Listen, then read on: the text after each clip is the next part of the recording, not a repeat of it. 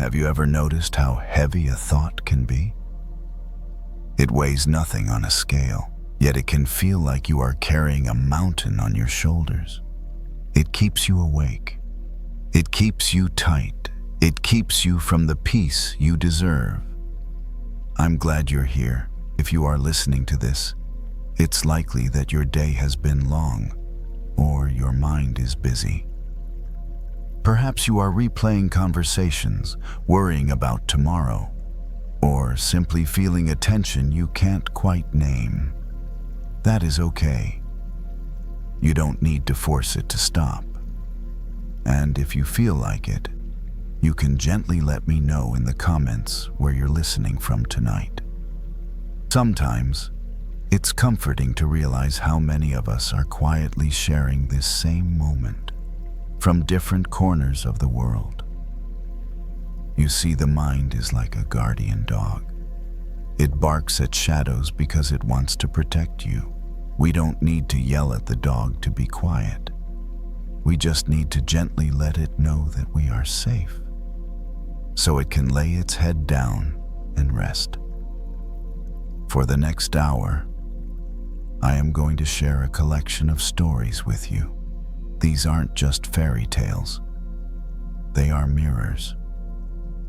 Some are from the Zen tradition, some from Stoic philosophy, and some are simple metaphors for the human experience. Each story revolves around two things: the art of letting go and the discovery of your inner strength. You don't need to memorize these stories. You don't even need to listen to every word. If you drift off to sleep in the middle of a sentence, that is perfect. That is the goal. Think of my voice as a gentle breeze. You can enjoy it while it's there, but you don't need to hold on to it. Get comfortable now. Adjust your pillows. Let your shoulders drop away from your ears. Unclench your jaw. Let's begin with our first journey, a journey about the weight we choose to carry.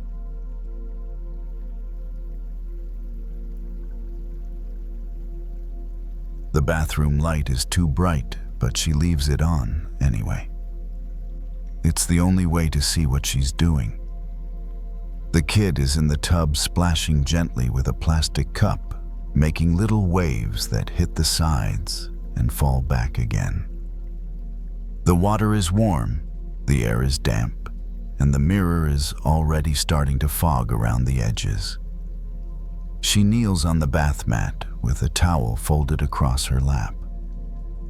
One hand on the faucet, adjusting the temperature, the other steadying a bottle of shampoo so it doesn't tip. She moves in small, practiced motions, the kind you learn when you're doing 3 things at once without wanting it to feel chaotic. She's tired. Not the dramatic kind of tired where you're falling asleep standing up. The quieter kind. The kind that shows up in your shoulders, in the way your eyes stay a little tense, even when you're smiling, in the way your thoughts don't fully stop when the day is over. The kid laughs at something, maybe a bubble, maybe nothing. She laughs too automatically. It comes out soft. Real enough.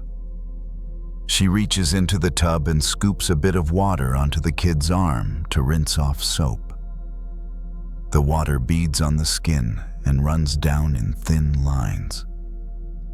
For a second, she watches it like she's never seen water before. A drop. Small, clear, unimportant looking. Her mind does what it often does when she's tired. It starts measuring. How much she did today, how much she didn't do, the messages she didn't reply to, the groceries she forgot, the fact that she still hasn't scheduled that appointment she keeps meaning to schedule, the way she snapped a little earlier when she didn't want to. She hates that part of herself, the part that keeps score, the part that acts like life is a test she's quietly failing. She takes a breath through her nose slow and looks back at the tub. The kid is making soup with bath toys, stirring the water with complete confidence. The plastic cup dips and rises, and the water keeps responding, patient and endless. It's strange how something so ordinary can feel so big when you're worn down. She wipes a bit of water off the kid's cheek with her thumb. The skin is warm, alive, right here. On the edge of the tub, a drop of water clings to the porcelain. It trembles slightly when the kid kicks. It holds on, then finally lets go, sliding down and disappearing into the bath water. And something in her shifts. Not like a breakthrough, more like a widening. She's been feeling lately like she's just one drop. One small person with limited energy, limited patience, limited time. A drop trying to handle an ocean of needs. Work, home, relationships, bills, expectations. The constant background noise of the world. No wonder she feels like she's not enough. A drop is not enough to be an ocean. But that's the wrong comparison. Because a drop isn't separate from the ocean. It's ocean in a smaller shape. The thought comes quietly without any spiritual language attached. Just a simple recognition, like remembering something she knew as a kid and forgot when life got complicated. She looks at her hands. They're damp. A little pruny at the fingertips from water. Not perfect hands. Hands that have done dishes, wiped noses, typed emails, held steering wheels, carried bags. Hands that have tried. She's been treating herself like a single unit that has to perform perfectly to deserve rest. Like her worth depends on how clean she keeps everything, how calm she stays, how much she can hold. But what if she's part of something larger than her daily performance? Not larger in a mystical way. Larger in the way life is larger than one moment. Larger than one bad day. Larger than one sharp tone. Larger than one mistake. A drop can look small when you isolate it. But when you see where it belongs, it stops being small. The kid splashes again, sending a wave over the edge. Water spills onto the floor. She reaches for the towel and wipes it up. No panic, no frustration, just a quick cleanup. She notices that she didn't get mad, not because she's enlightened, because she's tired enough to stop insisting everything be perfect. The floor can be wet for a moment. The world doesn't end. The towel handles it. That feels like a clue. Maybe she doesn't have to clamp down so hard on every detail to be okay. She rinses the kid's hair, watching suds run down and dissolve into the water. Soap is there, then it's gone. The water stays. She thinks about all the feelings she's had today, irritation, guilt, worry, and how she keeps assuming they're permanent. How she keeps acting like each emotion defines her, like each moment is a verdict. But emotions are more like soap. They show up, they swirl, and they dissolve. Something stays underneath them, something wider. She reaches for the cup and pours warm water gently over the kid's head. The kid squeezes their eyes shut and squeals, then laughs again. The sound bounces off the tile walls and lands in her chest, softening it. She looks at the water again, not as a task, as a reminder. She's not just a drop trying to survive the ocean. She's the ocean showing up as a drop, and that changes how the weight feels. She drains the tub slowly. The water circles the drain, pulling the remaining bubbles into a small spinning pattern before they disappear. The sound is steady and familiar, something she's heard hundreds of times before. Tonight she watches it a little longer than usual. The kid steps out wrapped in a towel, warm and clean, and already reaching for pajamas. She dries small arms and legs, the movements automatic now learned through repetition. When she finishes, the kid runs off toward the bedroom, leaving behind a trail of damp footprints that fade as quickly as they appear. She stays in the bathroom for a moment. The mirror is fogged over completely now. She wipes a clear circle with her sleeve and looks at her reflection. Her face looks the same as it always does at this hour. Tired eyes, slight crease between her brows, hair pulled back without much thought. She notices the urge to evaluate, to decide whether she looks okay, whether she looks like someone who has it together. She lets the urge pass. Instead, she looks at herself the way she looked at the water, without narrowing the frame too much. She sees someone standing in a warm room after a long day still showing up. Someone whose energy isn't endless, but whose care keeps finding a way to move. Someone who has been measuring herself as if she were alone when she isn't. She turns off the light and walks down the hallway, following the soft sounds of bedtime routines. Pajamas rustling, a book being dropped, a voice asking a question that doesn't need a perfect answer. Later, when the lights are off and the house finally quiets, she sits on the edge of the couch with a glass of water in her hand. She takes a sip and feels it move easily down her throat, no effort required. It's strange how much she's resisted ease. She's been telling herself that if she relaxes too much, things will fall apart. That if she doesn't keep track of every detail, she'll fail someone. That if she stops holding everything tightly, she'll be exposed as not enough. But water doesn't work like that.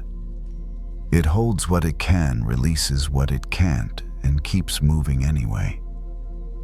She thinks about the times today she felt overwhelmed, how those moments felt total while they were happening, like the whole truth. And yet, here she is now, breathing normally, the day already thinning at the edges. The feelings didn't last. They never do. She's been confusing intensity with importance, treating every emotional surge as a final statement about who she is. But an ocean doesn't become small just because a wave rises. She rests her head back against the couch and closes her eyes for a moment. Not to sleep, just to stop scanning. Her body settles into the cushions without instruction. She notices her breath again. In, out. It doesn't feel heroic. It feels sufficient. There's relief in realizing she doesn't have to hold herself together as a single point. She doesn't have to be perfectly calm, perfectly kind, perfectly patient to be worthy of rest. She's allowed to have ripples. She's allowed to have storms. None of it takes away the depth underneath. She finishes the water and sets the glass on the table. A small ring of moisture forms beneath it. She wipes it away with her sleeve, then smiles faintly at herself. Some habits stay. She stands and turns off the last light the house slipping into darkness without resistance. In the quiet, she feels something steady beneath the usual noise of her thoughts. Not confidence, not certainty, just space. Enough space to hold tiredness without judgment. Enough space to let the day be what it was without turning it into a verdict. Enough space to remember that she belongs to something larger than any single moment. As she heads toward bed, she doesn't try to carry the ocean with her. She doesn't need to. It's already here.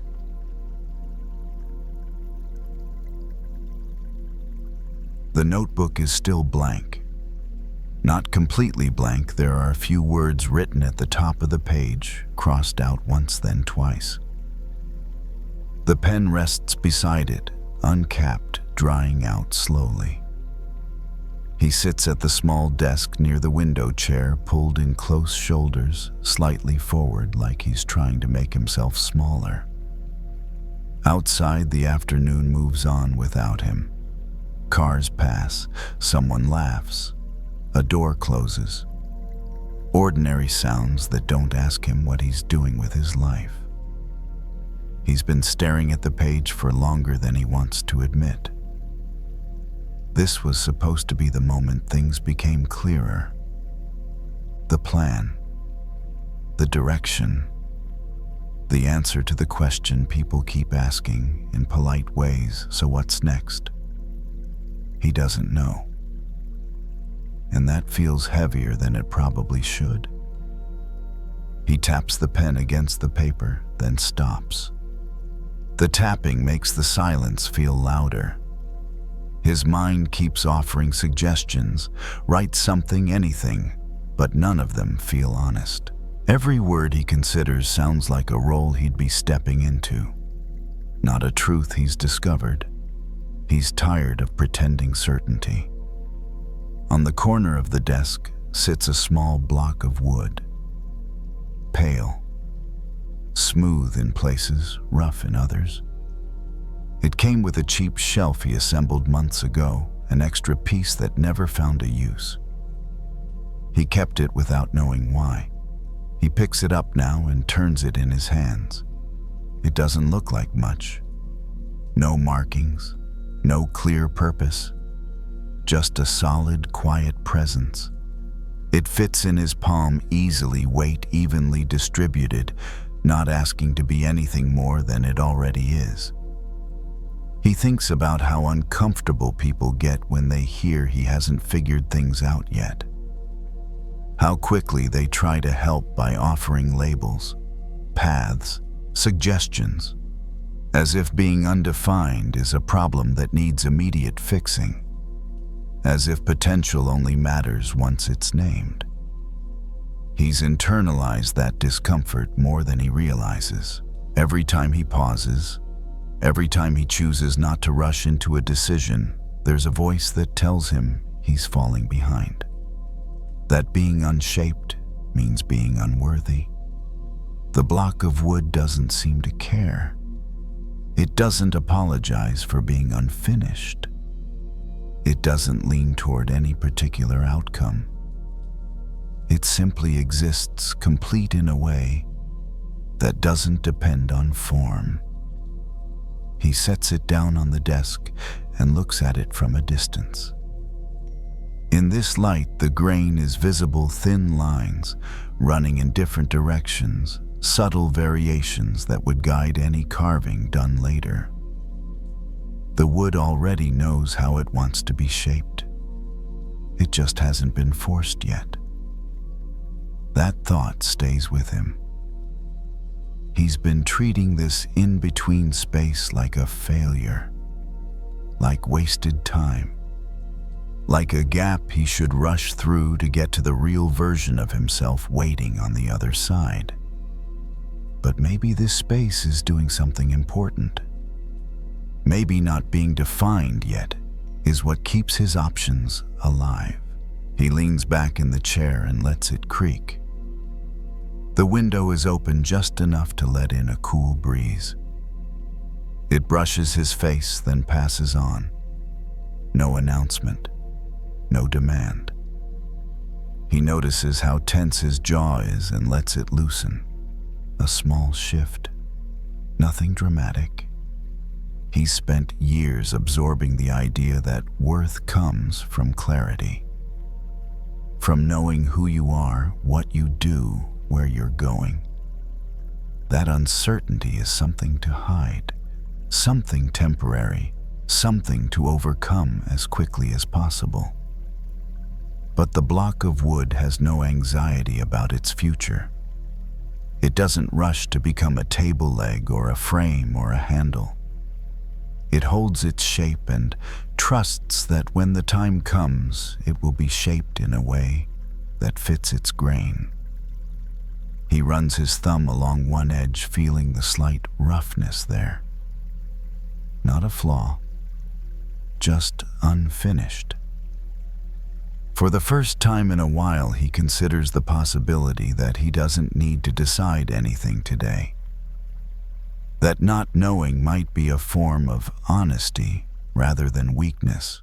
He looks back at the notebook. The blank page doesn't feel as hostile now. It feels spacious, like a field that hasn't been planted yet, not because it's useless, but because it's waiting for the right season. He closes the notebook without writing another word. Not because he's giving up, because he's allowing something to remain uncut. And that, for now, feels right. He doesn't open the notebook again that evening.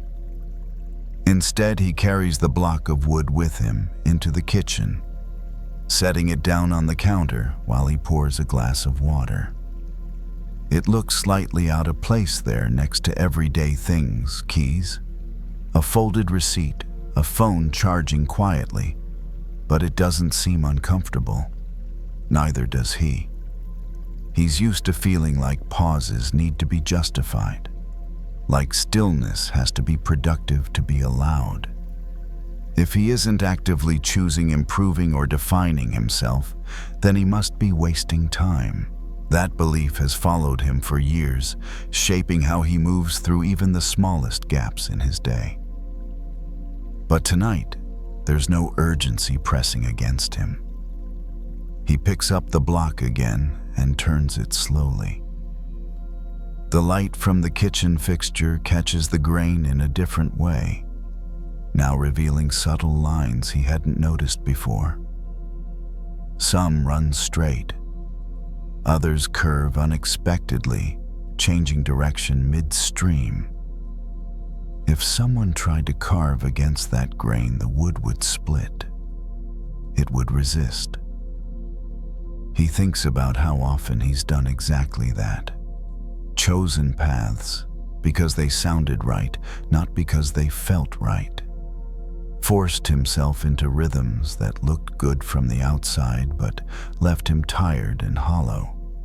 Pushed through discomfort not because it led somewhere meaningful, but because stopping felt like failure.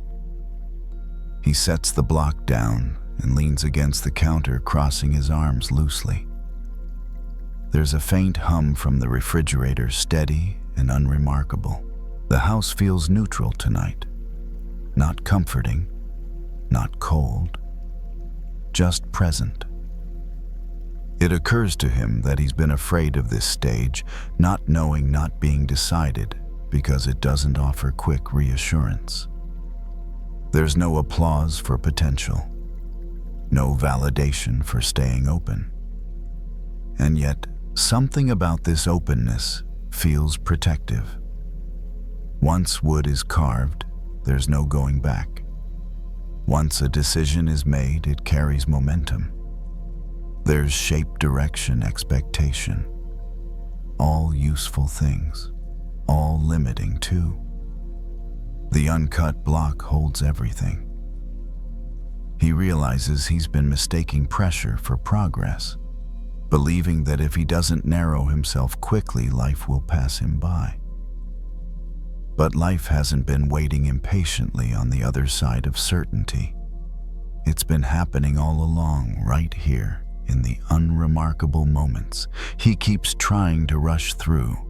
He moves to the sink and rinses the glass, setting it upside down to dry. Water beads on the counter and spreads into thin temporary lines before disappearing.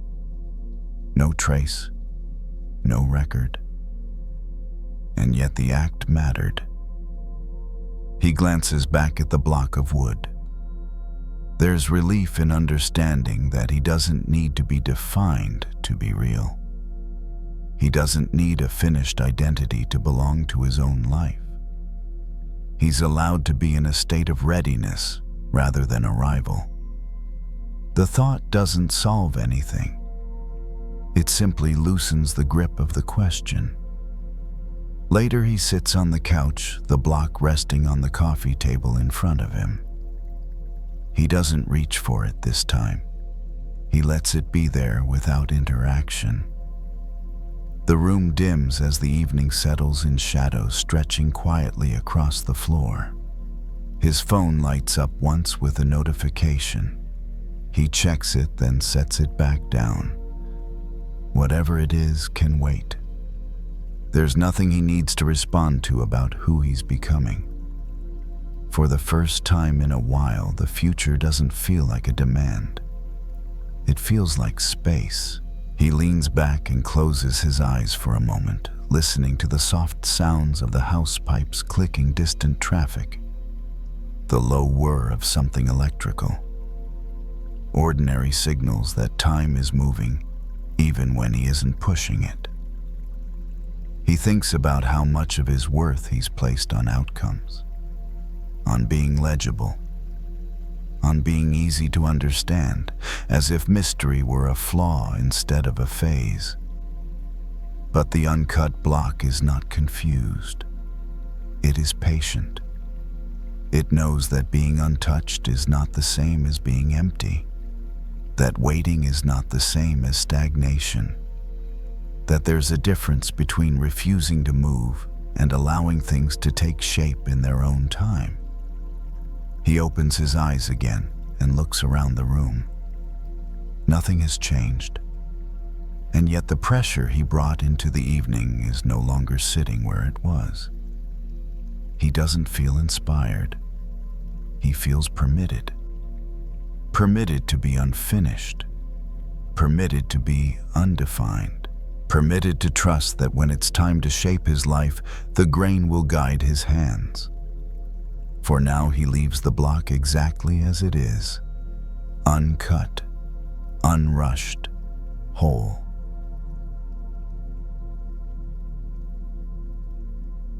The laundromat smells like warm detergent and metal. Not unpleasant, just familiar. The kind of place that exists more for function than comfort.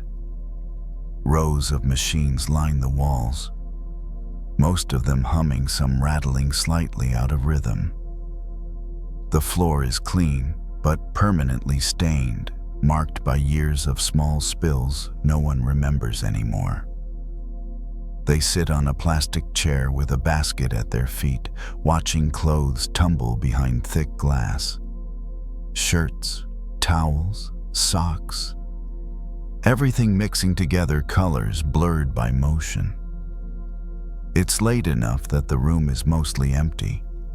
A man in the corner folds slowly, one item at a time. Someone else scrolls on their phone with headphones in. No one looks at anyone for too long. There's an unspoken agreement here. Everyone is tired. Everyone just wants to finish and go home. They pull a hoodie from the basket and notice a smear of something dark along the sleeve. Clay, maybe, or dirt. Hard to tell.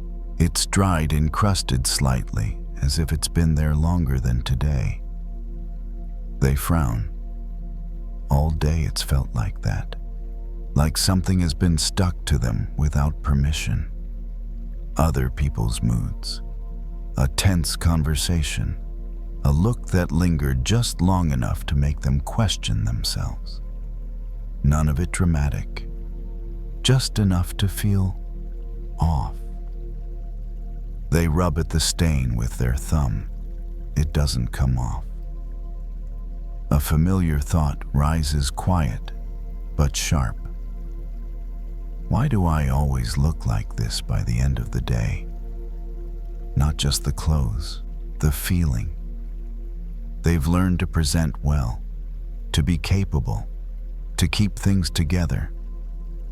But by night there's always residue, fatigue, self-doubt, a sense of being worn down by contact.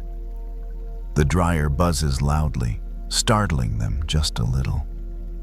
They stand, unload warm clothes, and move to the folding table near the window. The surface is smooth, cool in spots where no one has touched it recently. As they fold their hands, move automatically. Years of repetition, the mind drifts. They remember something they once heard, maybe in a story, maybe in passing, about a golden statue hidden under layers of clay to protect it from thieves. The gold had been covered over, made ordinary on purpose. Over time, people forgot what was underneath. They treated it like dirt. Until one day, the clay cracked. They'd liked that story when they first heard it, thought it was comforting. Lately, it feels more uncomfortable than inspiring. Because what if the clay never cracks on its own? What if people only ever see the outer layer? They fold another shirt, smoothing the fabric carefully, as if doing so might smooth something else too. There's a tension in their chest they've grown used to. Not panic, just a low-grade bracing. Like they're always preparing for judgment, even in places where no one is really watching. They catch their reflection in the darkened window. Fluorescent lights above night behind the glass. Their face looks flat in this lighting, washed out. Tired, they turn away. It's easier not to look too closely. The thought comes again, softer this time. Maybe this is just who I am. The outer layer, the roughness, the unremarkable version. Maybe there was never anything precious underneath. Maybe the story was just a story. They feel a flicker of sadness at that. Quick, contained. They've learned not to linger there. The machines continue their steady noise. Clothes tumble. Time passes. They finish folding and place everything neatly back into the basket. The hoodie with a stain goes in last. They hesitate, then leave it as it is. No scrubbing, no fixing, just folded like the rest. There's something tiring about constantly trying to clean yourself up. As they lift the basket and head for the door, they feel the familiar weight settle back onto their shoulders. The day hasn't ended yet. There's still a drive home, still things to prepare for tomorrow. But the image of the statue stays with them, gold covered in clay, not damaged, just hidden. They step out into the cool night air. The door closes behind them with a soft thud.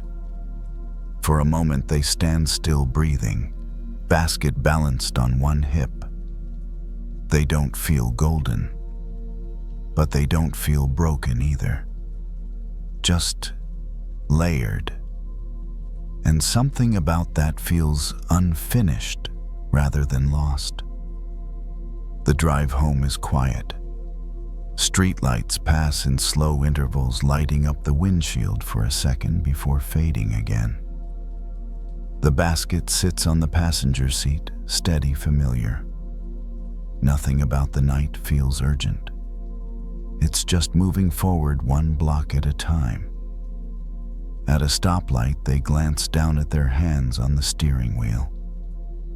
The skin looks dry in the glow of the dashboard, faint lines visible around the knuckles. Hands that have worked all day, held things together. Let go of things that didn't need to be held anymore. They think again about the clay. How it didn't appear overnight.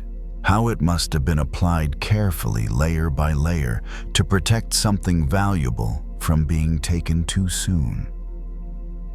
How at first it probably felt heavy, uncomfortable, but necessary. They've had layers like that too. The careful tone they use in difficult conversations.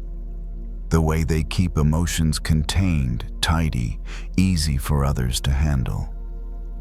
The habit of being useful, agreeable, low maintenance. Those layers didn't form because something was wrong inside.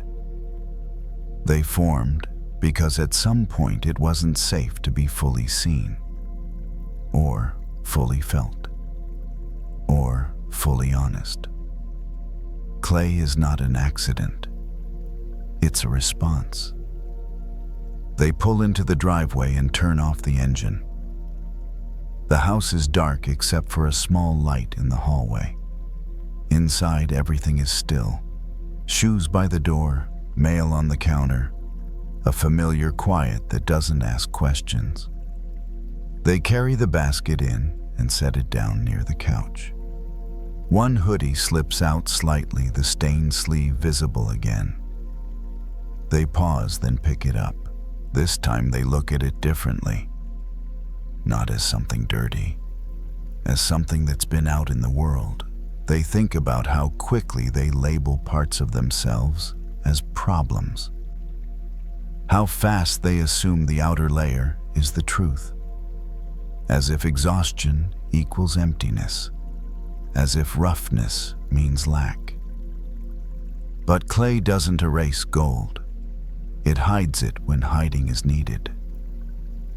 They sit down and rest the hoodie in their lap, fingers tracing the dried mark on the sleeve.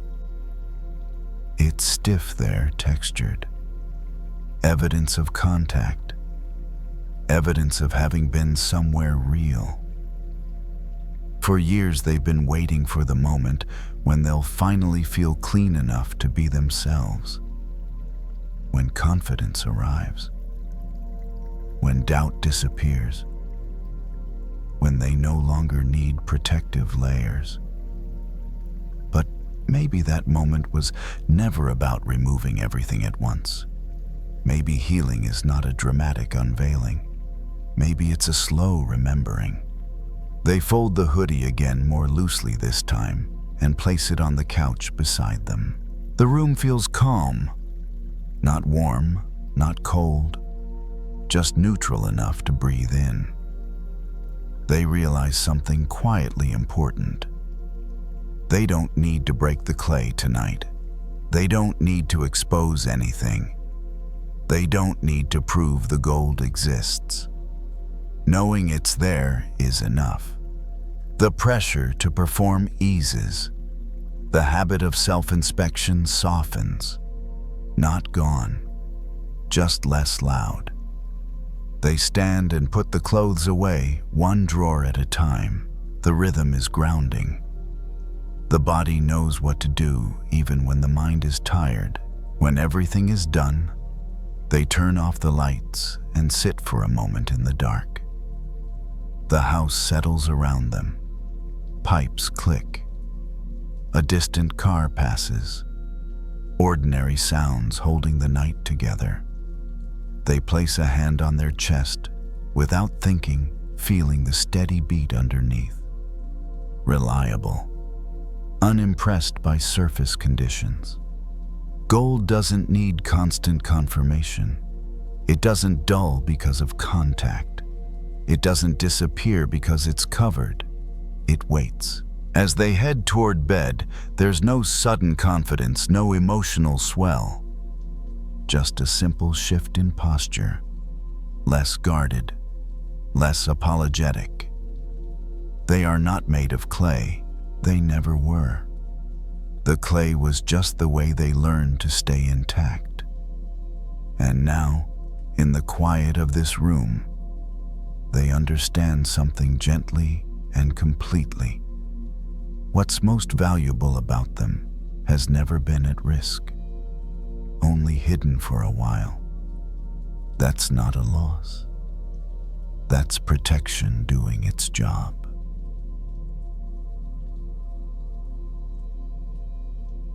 The wind is stronger than expected. Not loud, not dramatic, just steady enough to be noticed.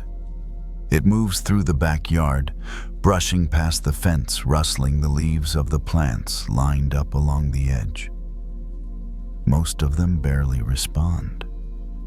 A few stiff branches creak and hold their ground.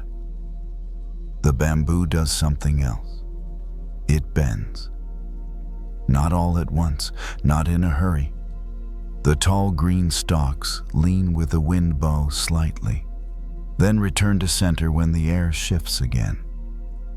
There's no snapping sound, no resistance, just movement that looks almost practiced. He stands near the back door with a mug of tea cooling in his hands and watches longer than he means to. The day has been full in the quiet way. Meetings that weren't difficult but still required attention. Conversations where he listened more than he spoke. Small decisions that added up. Nothing worth complaining about, yet his chest feels tight anyway. He's used to that feeling.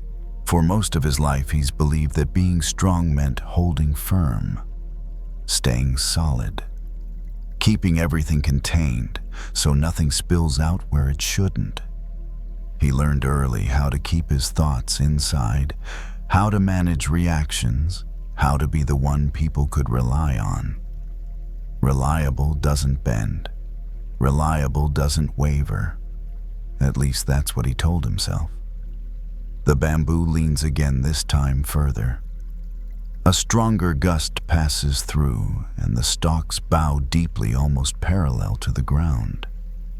For a split second, he expects to hear something crack. Nothing does. When the wind eases, the bamboo rises back up unchanged. He exhales without realizing he was holding his breath. There's something unsettling about how simple it looks. He's spent years tightening himself against pressure, bracing, locking down emotions before they become visible, filling every quiet space with control so nothing unexpected can enter.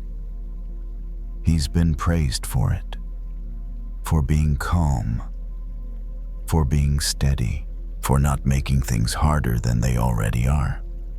But lately that steadiness has started to feel heavy. He takes a sip of the tea. It's already lukewarm. He doesn't mind. The warmth spreads anyway. Inside the house, the clock ticks faintly. A dishwasher hums. Ordinary sounds continuing without his input.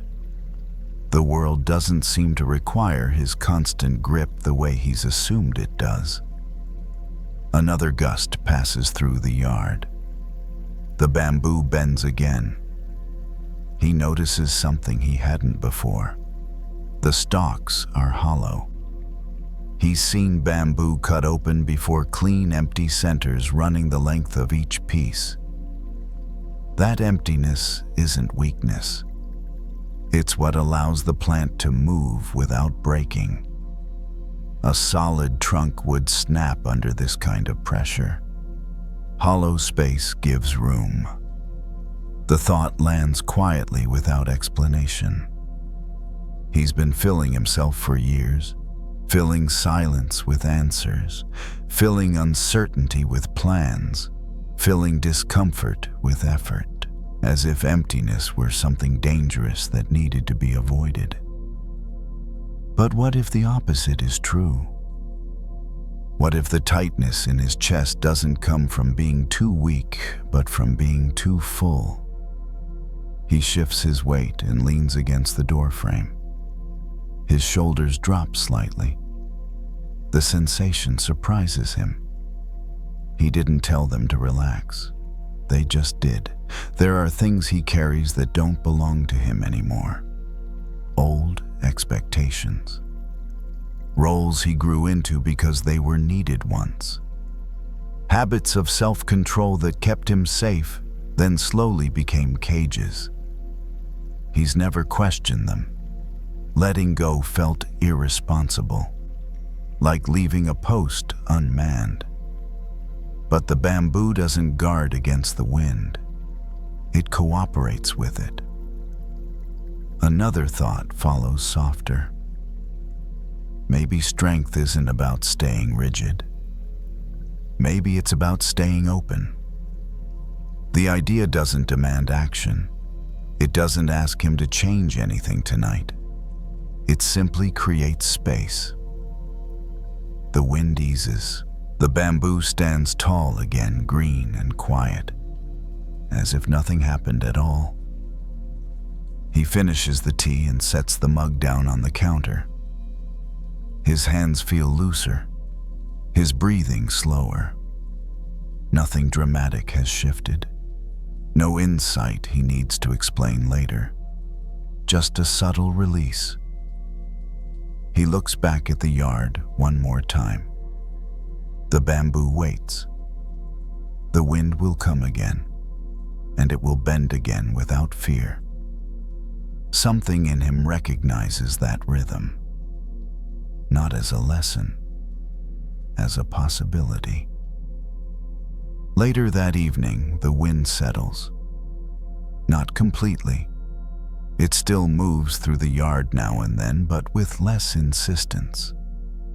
The bamboo sways more gently, like it's breathing rather than reacting. He sits at the kitchen table with a folded towel in front of him, hands resting on either side.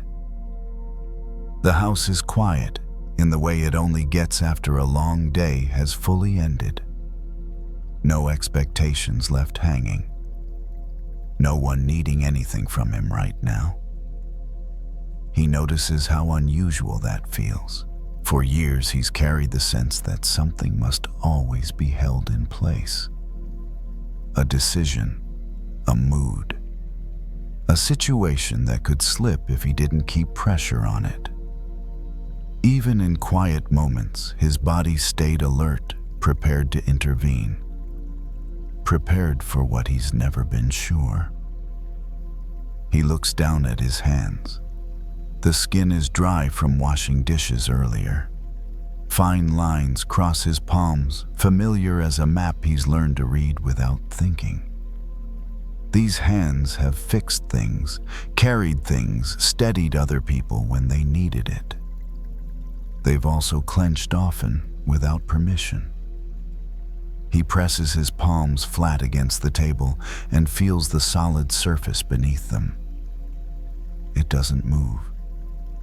It doesn't need him to brace it. The simple contact sends a small signal through his arms, grounding him in a way that feels new. He realizes that much of his strength has come from holding on. Holding opinions steady, holding emotions back, holding himself together when it felt like things might unravel if he didn't. That kind of strength works for a while, but it's tiring. The bamboo outside doesn't look tired. It doesn't accumulate tension. It releases it with every movement. Each bend is temporary. Each return to center happens naturally without effort or self-congratulation. He's never allowed himself that. He's believed that if he loosens his grip even slightly, something important will be lost. That calm depends on constant control. That letting go means letting things fall apart. But nothing fell apart when he stopped watching the yard. Nothing fell apart when he set the mug down and walked away. Nothing fell apart when he leaned instead of braced. The realization isn't comforting at first. It's unsettling. if the world doesn't require his constant tension? Then how much of his effort has been unnecessary? He sits with that question for a moment, not trying to answer it. The towel stays folded. The clock ticks. Outside, a light breeze passes through again, and the bamboo responds as it always does. He thinks about the hollow center, about how empty space isn't absence, it's allowance. It's what lets movement pass through without damage. It's what keeps the stalk intact when pressure arrives. He's spent so much time filling himself with responsibility that there's been no room left to bend, no room to feel without fixing, no room to listen without planning a response, no room to rest without guilt. He doesn't need to empty himself completely. He just needs to stop packing himself so tightly. He stands and moves to the sink, rinsing his hands under warm water. The sensation is simple and grounding. Water flows over his skin, then disappears down the drain. Nothing held, nothing saved. He dries his hands and notices how natural the motion feels. Letting go isn't dramatic, it's practical. Back at the table he sits again, posture easier now. Not slouched, just unforced. His breath moves without instruction, in and out. No commentary. He understands something quietly important. Being open doesn't mean being weak. Being hollow doesn't mean being empty. It means there's space for life to move through without breaking him. The wind outside fades completely now. The bamboo stands still, not rigid, just resting. Tomorrow there will be pressure again. Expectations, conversations, moments that ask something of him. He knows that. The world hasn't changed. But the way he meets it might. He doesn't need to harden to be strong. He doesn't need to brace to be steady. He doesn't need to fill every space to be whole. He turns off the kitchen light and walks down the hallway, the house settling into darkness behind him.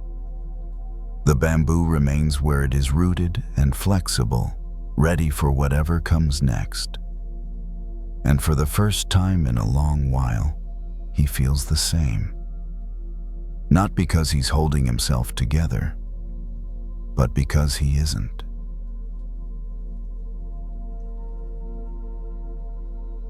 The rain has already stopped, but the street still looks wet. Puddles sit in the cracks along the sidewalk, reflecting a sky that can't decide what it wants to be. Gray clouds hang low, thick enough to make the afternoon feel like it's wearing a heavy coat. The air smells clean, like the world just got rinsed. They walk without a destination, hands in their pockets, shoulders slightly forward, not because it's cold, but because the posture matches the mood. Earlier today, something small happened that didn't feel small. A short email, a quick comment, a rejection that was polite enough to be forgettable and sharp enough to sting anyway. Nothing dramatic, no shouting, no disaster. Just a quiet message that landed in the exact spot where doubt already lives. They've been carrying it around all day, like a stone in a pocket. Every time they paused, they could feel it. The weight, the reminder, the story their mind wanted to tell. See, you're not as good as you thought. You're behind. You missed your chance. You're not built for this. They know that voice. It doesn't scream. It doesn't need to. It has years of practice. It sounds reasonable. It uses facts, half-facts, old memories, and a tone that makes everything feel settled and final. They step around a puddle and keep walking. Shoes make a soft, damp sound against the pavement. A car passes slowly, tires hissing on the wet road. No one looks at them. No one knows what happened today. That's part of what makes it hard.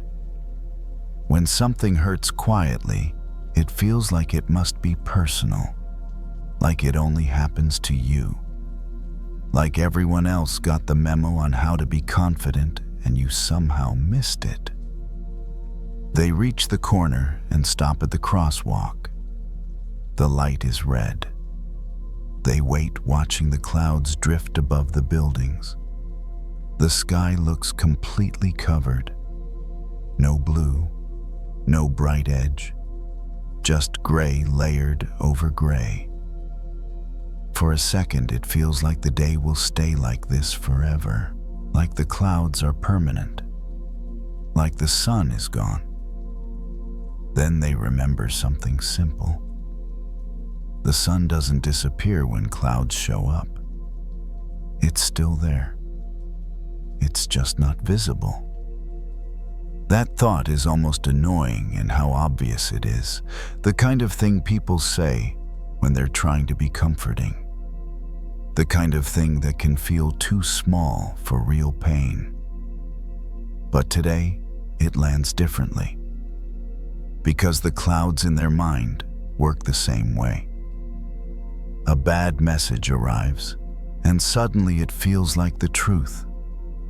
Like a final judgment. Like the whole story of who they are has been decided. But maybe it's just weather. Maybe the doubt is cloud cover, not the sky. They cross the street when the light changes. The walk sign flashes. They move with the crowd for half a block, then drift away again, letting people pass. They don't feel better yet. They just feel slightly less convinced. They keep walking until they reach a small strip of trees lining the sidewalk. Leaves are dripping, shaking off the last bits of rain. A branch moves in the wind and drops water onto the concrete in scattered taps. Tap, tap, tap. The sound is steady, almost patient. They stop under one of the trees and look up. The clouds are still thick, but the light has changed. Not bright, but different. A faint warmth behind the gray. A suggestion that something stronger is still working above it all. They inhale slowly. The air feels cool in the chest. They realize how much of today they've spent trying to force the clouds away, arguing with the rejection, replaying the moment, writing better responses in their head, imagining what they should have done differently, as if thinking hard enough could rewrite the sky. But clouds move on their own time. The mind, too. They rest one hand against the tree trunk, feeling the rough bark. Solid, real, not interested in their thoughts. The world continues regardless of whether they feel confident, and that strangely is comforting. Because it means their mood isn't in charge of reality. They start walking again slower now, not because they're trying to calm down, but because the urgency has lost some of its fuel. The stone in the pocket is still there, but it's not the whole pocket, not the whole body, not the whole day. They turn onto a quieter street. The houses look ordinary. Lights are starting to come on in windows. Dinner smells drift out faintly when someone opens a door. Life continues. The clouds remain overhead. And somewhere behind them, unseen but steady, the sun keeps shining, like it always has. They don't check the weather app. Normally they would, out of habit, as if seeing the forecast might give some control over how the day feels. But right now, they let the sky be what it is without needing confirmation. The clouds are still there, thick and low. But the light keeps shifting. Subtle changes that are easy to miss if you're rushing. The gray softens. The air warms slightly. The afternoon moves forward without asking for permission. They walk until their legs feel pleasantly tired, then slow near a small neighborhood park. The grass is darker from the rain, almost glossy. A few people sit on benches, jackets zipped, faces relaxed in that post-rain quiet. No one looks particularly happy. No one looks defeated either, just present. They sit on an empty bench and rest their hands in their lap. The wood is cool and damp. A faint breeze moves through the trees, shaking loose a few last drops of water. They think again about the message from earlier. It hasn't changed. The words are the same. The outcome hasn't softened. What has changed is the way it sits inside them. It no longer feels like a verdict. It feels like information. That difference matters. They've spent years believing that confidence means never doubting yourself. That self-worth means feeling solid all the time. That once you find it, it stays visible like permanent sunshine. But that's never been how weather works. Even the clearest skies cloud over. Even the brightest days end. None of that means the sun is fragile. It just means the world moves. They rest their head back against the bench and close their eyes for a moment. Not to escape, just to stop scanning for signs that something is wrong. Behind closed eyes, the light still exists. Diffused, gentle.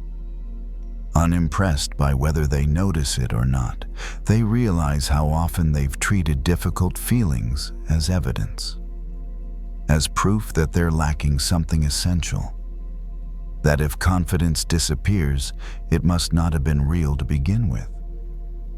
But confidence isn't the sun, it's the weather. Some days it's clear, some days it's hidden, some days it's not the point at all. The bench creaks softly as they shift. A child laughs somewhere behind them. A dog shakes off water, sending droplets in every direction. Life continues in small, uncurated moments. They don't feel inspired. They feel grounded. Grounded in the understanding that what's steady about them doesn't depend on how they feel at any given moment. That their worth isn't switched on and off by emails, opinions, or passing clouds of doubt. They open their eyes and look up again. The clouds are breaking slightly now, not enough to reveal blue, but enough to let a brighter wash of light through.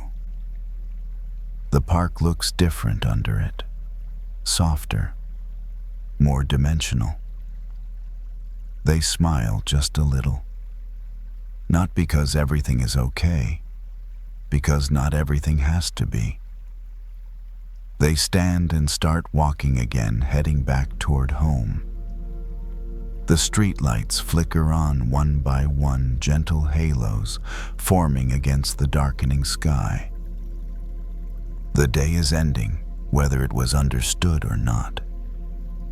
As they walk, they slip their hands out of their pockets. Their shoulders settle.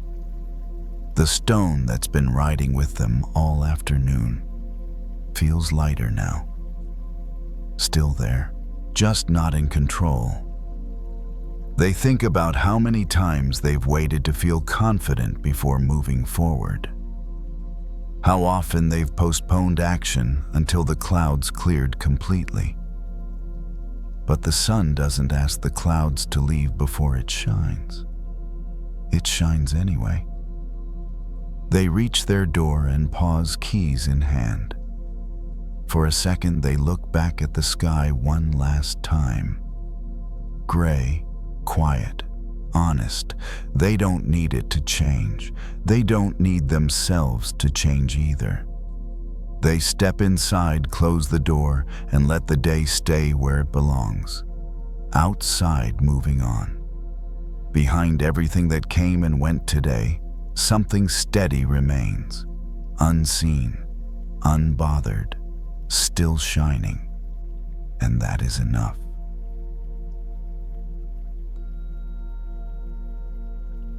She stood at the bus stop with her hands in her jacket pockets, shoulders slightly raised against the cold. It wasn't snowing hard. Just a few quiet flakes drifting down slow and unsure, like they hadn't fully decided to land yet. Her shift at the store had ended 10 minutes ago. 8 hours of smiling. 8 hours of folding clothes that weren't hers, fixing displays she didn't care about, answering questions she had already answered 100 times today. Now there was nothing to do but wait. She took her phone out of her pocket. Not because she needed anything, just because her hand moved there on its own. She scrolled without thinking. Someone she knew had posted a photo. A clean apartment, soft lighting, a caption about finally feeling aligned. Another post followed. A promotion, a new relationship, a weekend trip somewhere warm. Her thumb slowed. She didn't feel jealous exactly. It was quieter than that. More like a dull comparison that showed up without asking. They seem ahead. They figured it out. Why do I still feel like this? She locked her phone and stared at the dark glass for a second. Her reflection looked tired. Not dramatic. Just worn down in a way that didn't feel important enough to complain about. The bus was late. A snowflake landed on her sleeve. She didn't brush it away. It sat there for a moment, small, sharp-edged, already melting at the edges. Then another one landed nearby. And another. She lifted her arms slightly, watching them collect. They didn't look the same. One was thicker. One looked almost like a tiny star. Another was barely there at all, more suggestion than shape. She had learned somewhere, maybe in school, maybe online, that no two snowflakes are identical. That even under the same sky, falling through the same cold air, each one forms differently. At the time, it had sounded like a cute fact, something for trivia nights. Standing there now, it felt different. She thought about how often she measured herself using other people as the ruler. Their pace, their timing, their highlight moments. She realized how strange that was. Comparing two people assumed they were meant to be the same thing, formed the same way, meant to land in the same place at the same time. But even snow didn't work like that. Another flake landed on her glove. She watched it dissolve into a tiny dark spot, gone almost as soon as it appeared. It hadn't failed. It had just finished being what it was. She let her arm drop back to her side. Her phone buzzed softly in her pocket, a notification she didn't check. For once, she didn't feel pulled toward it. Her chest felt tight, but not heavy. More like something loosening just a little. She thought about her own days. They didn't look impressive online, no big announcements, no clean captions.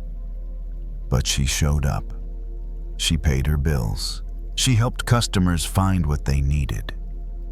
She went home tired and still tried again the next morning. There were things she had survived that no one scrolling past her life would ever see. The bus lights appeared down the road faint at first.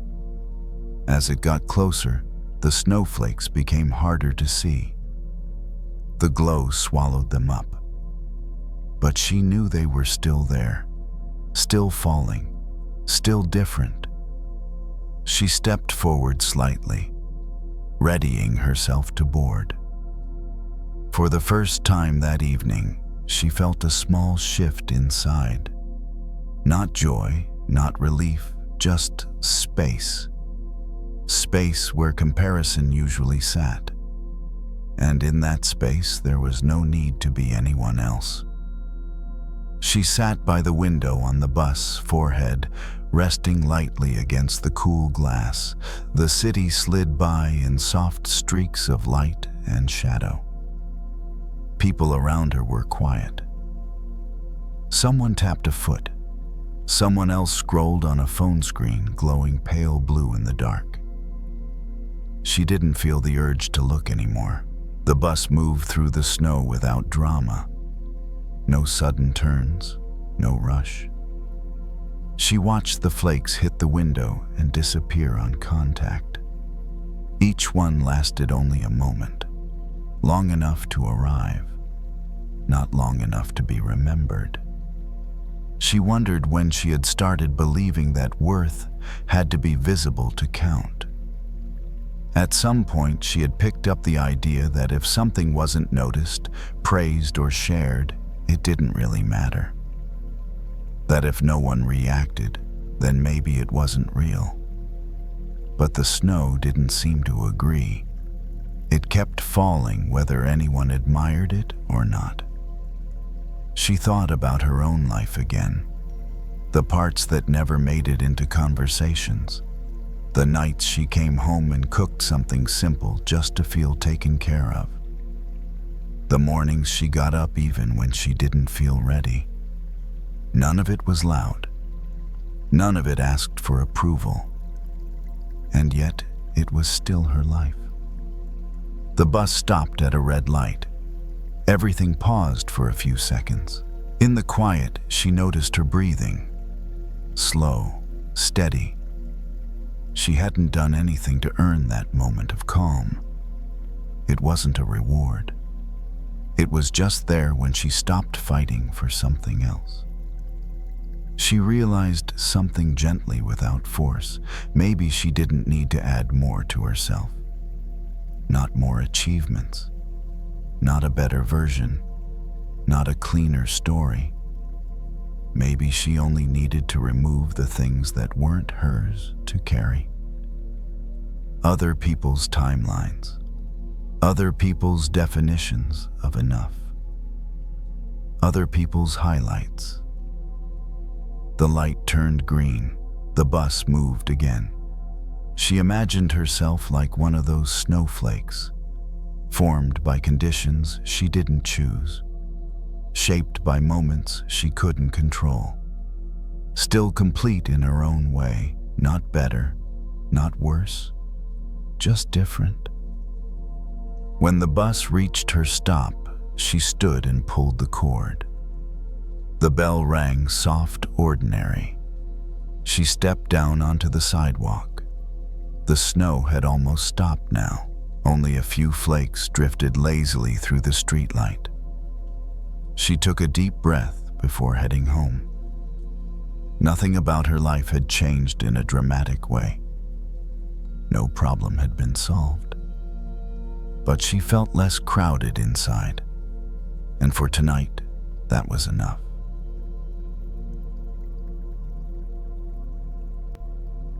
The guitar had been leaning against the wall for months. Not broken. Not dusty enough to look abandoned.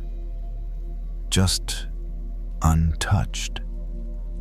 He noticed it one evening while turning off the lights. The room was quiet in that end-of-day way. No music, no TV, just the soft hum of the refrigerator in the other room. He reached for the lamp, then stopped. The guitar was still there, exactly where he had left it. He used to play more often, not on stages, not for anyone special, just for himself late at night when the world felt too loud. Somewhere along the way, he had stopped. There hadn't been a clear reason. Life had simply filled the space. Work, responsibilities. The tired kind of evenings where even small joys feel like extra effort. He told himself he would get back to it when things slowed down, when he felt more like himself again. He walked over and picked it up. The wood was cool under his fingers, familiar, unchanged. He sat on the edge of the couch and rested the guitar on his knee. Didn't tune it, didn't play. He just held it. A thought surfaced uninvited. What's the point? I don't even play anymore. It wasn't cruel, just practical. The kind of thought that sounds reasonable enough to believe. He looked at the strings. They were still intact, slightly dull maybe, but not ruined. He ran his thumb gently across them. A soft, uneven sound filled the room. It wasn't a song, barely a note. Still, the sound lingered for a second before fading. He noticed something then. The guitar hadn't lost its value in the silence. It hadn't become less of a guitar just because no one was listening. It was still what it was. He leaned back and thought about himself. How often he measured his worth by what he produced, by how useful he felt, by how visible his efforts were. When those things slowed down, the doubt moved in quickly. He set the guitar back against the wall gently this time. Not like an object being put away, more like something being trusted to wait.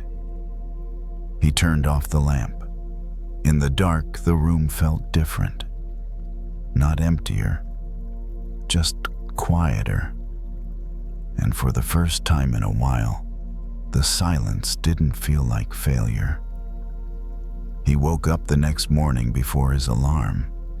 The room was still dim, the kind of light that didn't ask anything from you yet. For a moment, he lay there listening.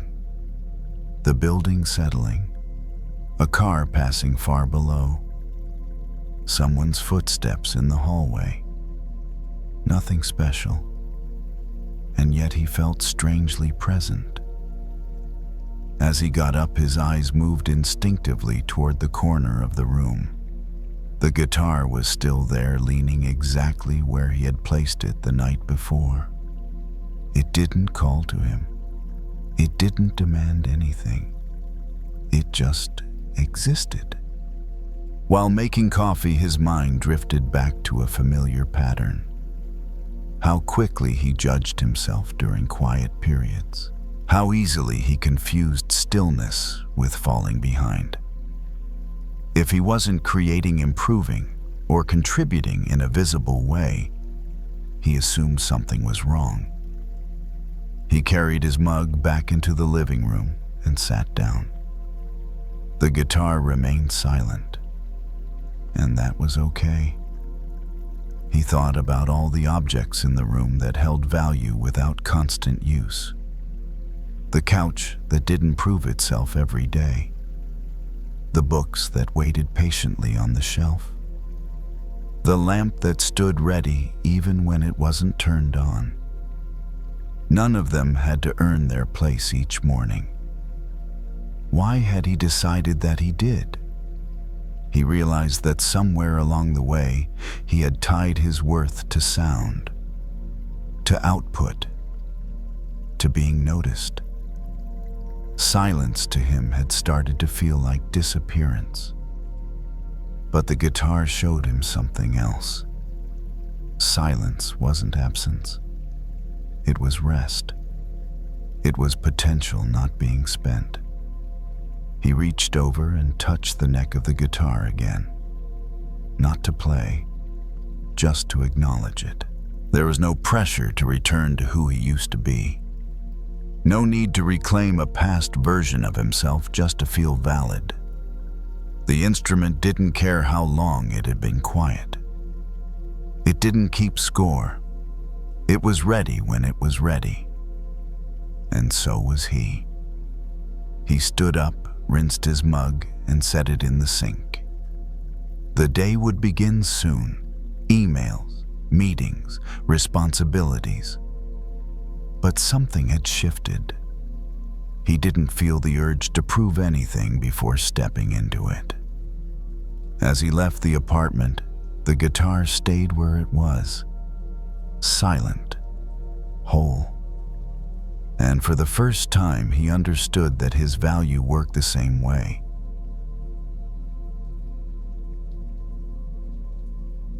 They stood at the stainless steel sink at the back of the restaurant, sleeves rolled up, the air still warm from the dinner rush. Most of the noise had faded now. No more orders being called. No more clatter of pans. Just water and breath. A crate of vegetables waited on the counter. Carrots, green onions, and a bundle of lotus roots still streaked with dark mud. They picked one up. It was heavier than it looked. Cold. Rough in places where the dirt clung stubbornly to the skin. They turned on the tap. Water hit metal with a steady, familiar sound. Not loud, not quiet, just constant. They began to rinse the root, slowly rubbing the surface with their thumbs. Mud loosened and slid away in thin brown lines, disappearing down the drain. They had cooked lotus root many times before. Sliced thin for stir-fry, thicker for soup. Sometimes fried, sometimes braised. They knew what it looked like inside. Pale, clean, marked with small round holes like a quiet pattern. Still, every time they washed one, the contrast caught them off guard. So much darkness on the outside. Such a clean structure within. Their mind drifted, as it often did during these late moments when the body was busy and the thoughts had room to move. They thought about where they came from, about the parts of their life they didn't usually talk about. The years that felt heavy with mistakes, silence, and choices they didn't know how to explain without flinching. There were things they had buried deep, not because they were evil, just because they were painful. They rinsed again. More mud came off.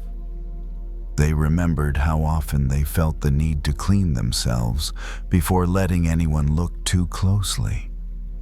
As if the mess had to be gone first. As if healing required a perfect story.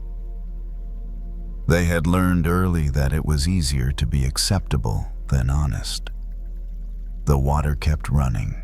They turned the lotus root in their hands and found a stubborn patch of dirt lodged in a shallow groove. They pressed harder this time, working it loose. For a moment, they wondered why lotus grew this way at all. Why something meant to become a flower had to begin in thick black mud. It seemed unfair. Other plants reached for the sun right away. Lotus had to start where the water was heavy and the light barely reached. They paused, holding the root under the stream. Then it occurred to them quietly, without any drama. The mud wasn't a mistake. It wasn't something the lotus survived despite. It was the condition that made the lotus possible. Without that depth, without that pressure, there would be no flower later on. They felt something soften in their chest. Not relief, not forgiveness, just understanding. They set the cleaned root on the cutting board and picked up the knife. The blade met the surface with a solid, gentle sound. The first slice revealed the inside. White, even, almost delicate. Nothing about it showed where it had come from. They sliced again and again. Each piece fell neatly to the side, identical in structure, calm in its simplicity. They thought about how often they judged themselves by their beginnings, by the mess, by the years that didn't look good when lined up neatly, as if growth was only valid when it started clean, as if beauty was supposed to arrive without passing through anything difficult first. They lined the slices into a small pile. Their hands moved steadily now, practiced and sure. The body knew what to do even when the mind wandered. They realized something then. Maybe they didn't need to erase the mud from their story. Maybe they didn't need to pretend it hadn't been there. Maybe it was enough to know that it had fed something deeper, something solid, something real. They turned off the water.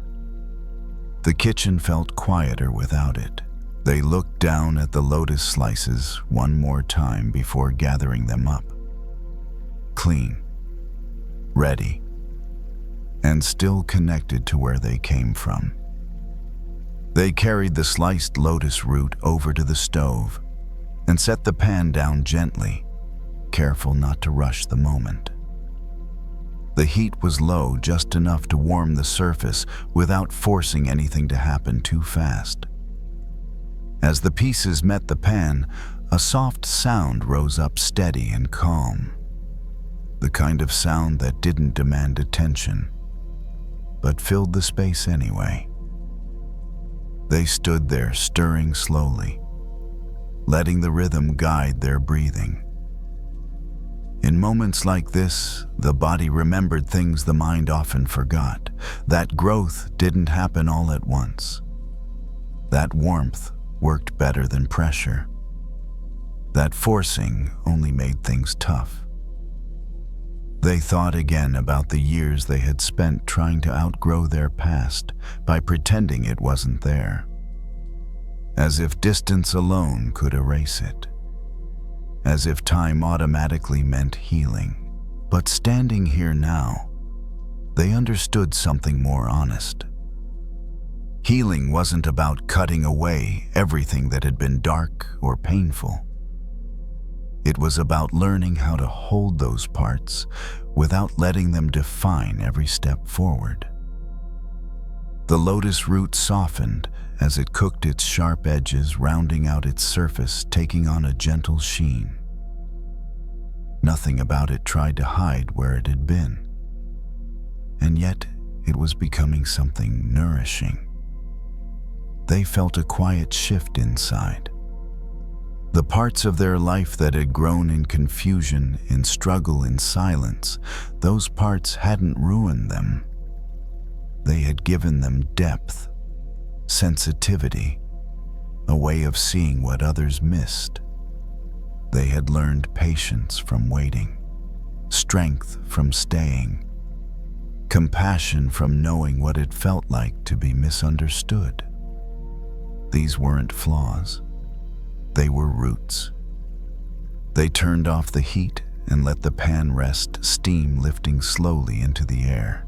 The kitchen felt different now. Not because anything had changed, but because they were no longer fighting their own story. They didn't need to rewrite it. They didn't need to clean it up for anyone else. What mattered was how they carried it forward. They plated the lotus root carefully, each slice placed with intention, rather than urgency. It didn't have to be perfect. It only had to be honest. As they stepped out of the kitchen and into the cooler night air behind the building, they paused for a moment. The city sounded distant here, softened by walls and space. They took a slow breath and felt the ground under their feet. For the first time in a long while, they didn't feel the urge to escape their past or outrun it. It could stay where it was.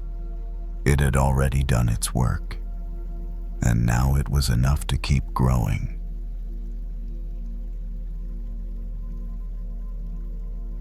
He started his night shift the same way he always did, by checking the perimeter, walking the same path he had walked hundreds of times before. The ground was damp from earlier rain, and the air carried that quiet, salty smell that only came from being close to the water.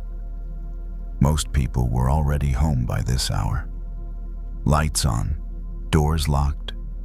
Even the city seemed to lower its voice at night. He didn't mind working when no one was around.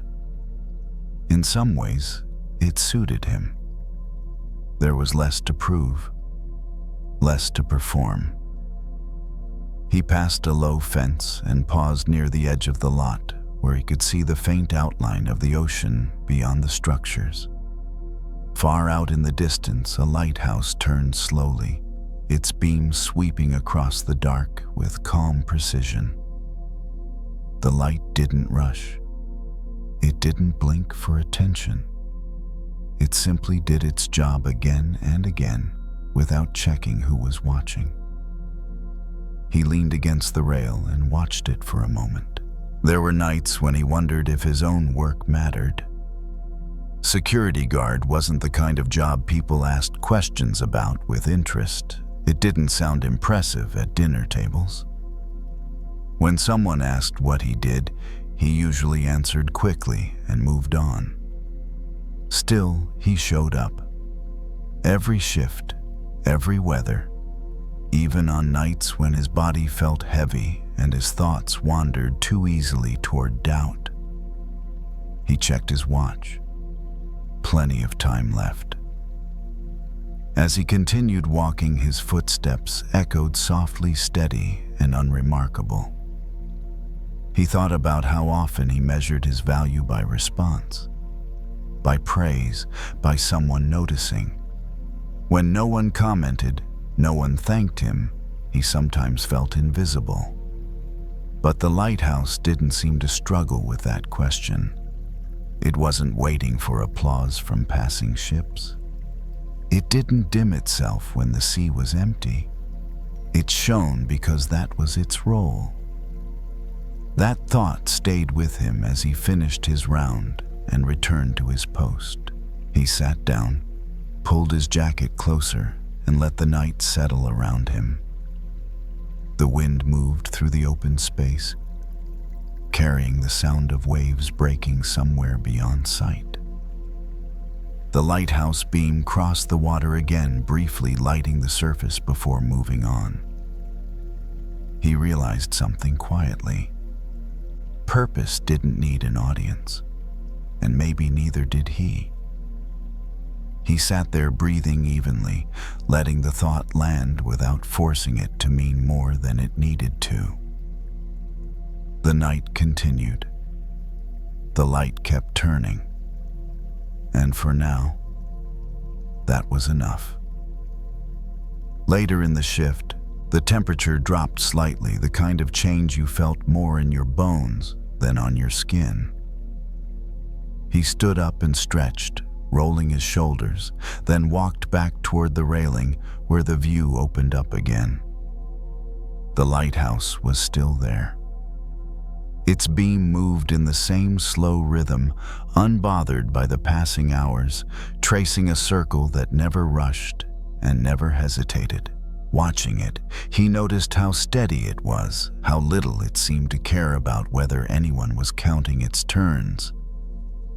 He thought about how different that was from the way he lived. So much of his energy went into checking reactions, reading rooms, wondering if what he did mattered enough to be seen.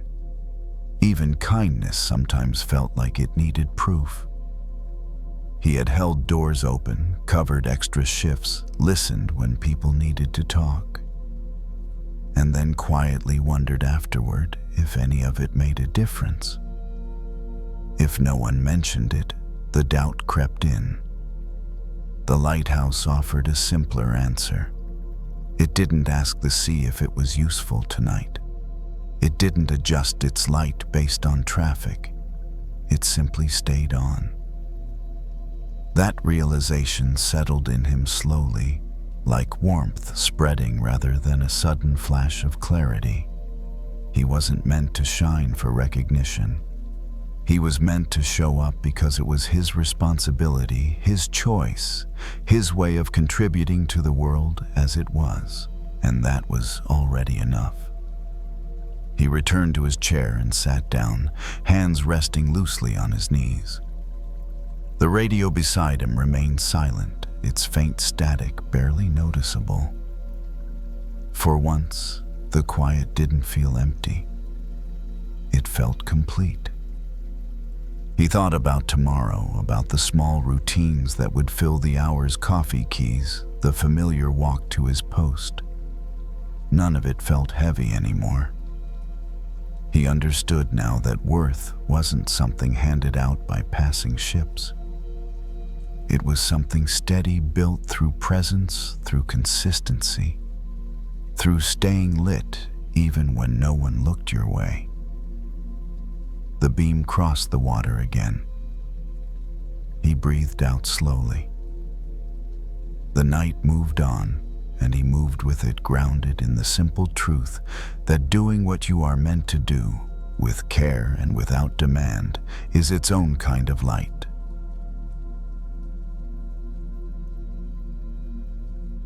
She stayed a few minutes after closing, even though no one asked her to.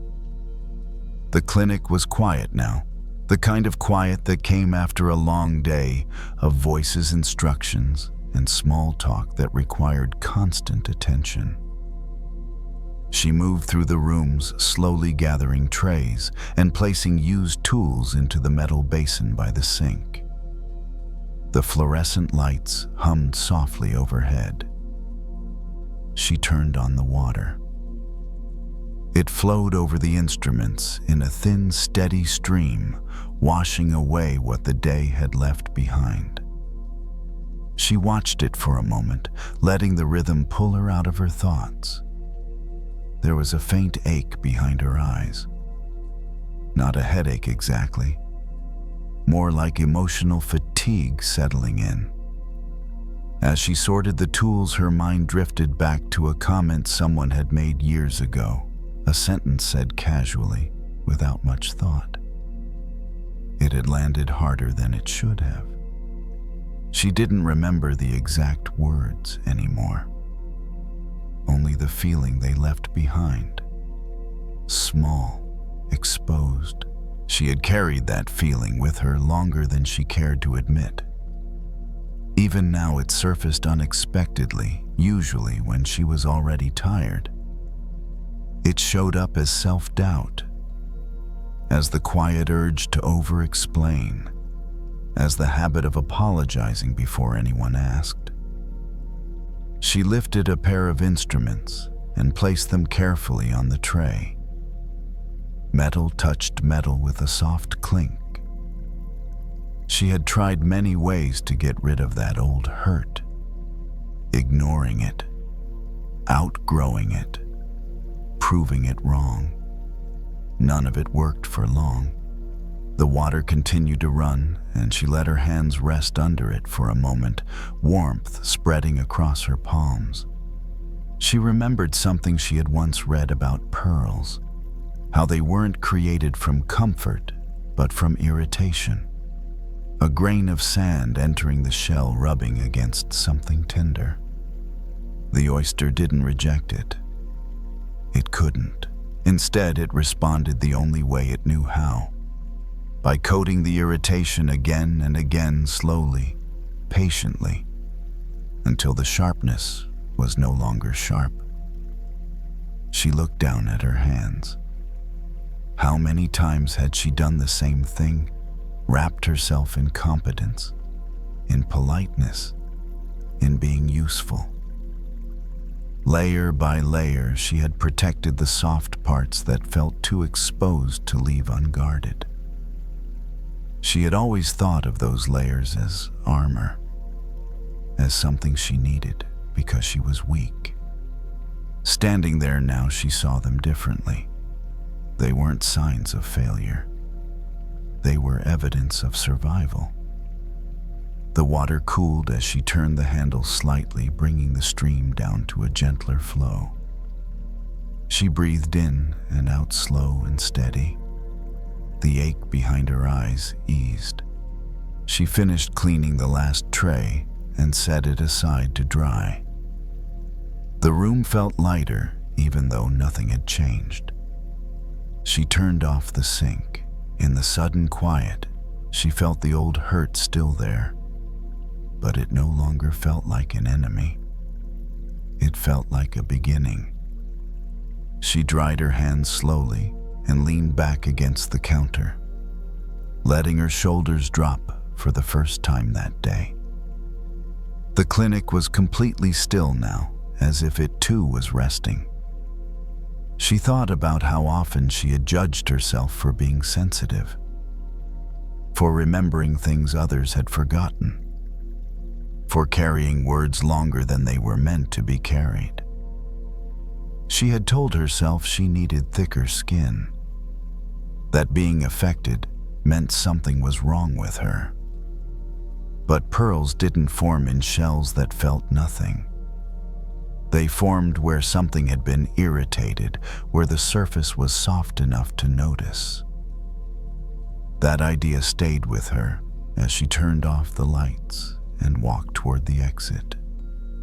The hallway felt longer in the dim, but not uncomfortable. Outside, the evening air was cool and clean. She paused before getting into her car, hands resting on the door, and took a deep breath. She felt tired but not drained. She realized then that the old hurt hadn't weakened her. It had shaped the way she listened, the way she noticed when someone else felt uneasy, the way she chose her words carefully.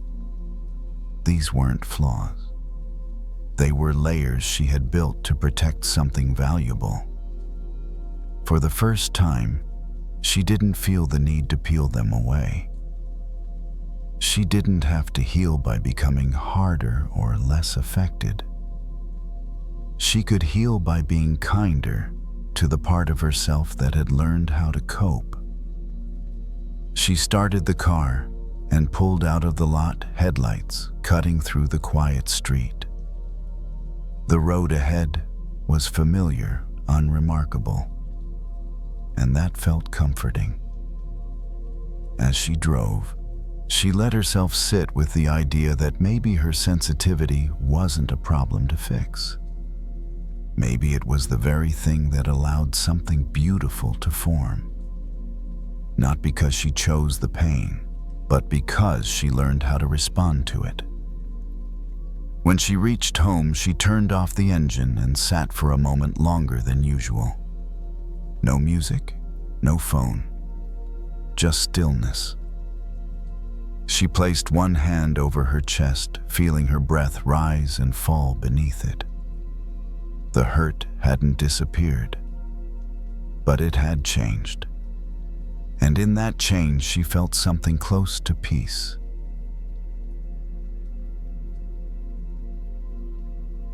Some worries don't arrive loudly. They don't announce themselves.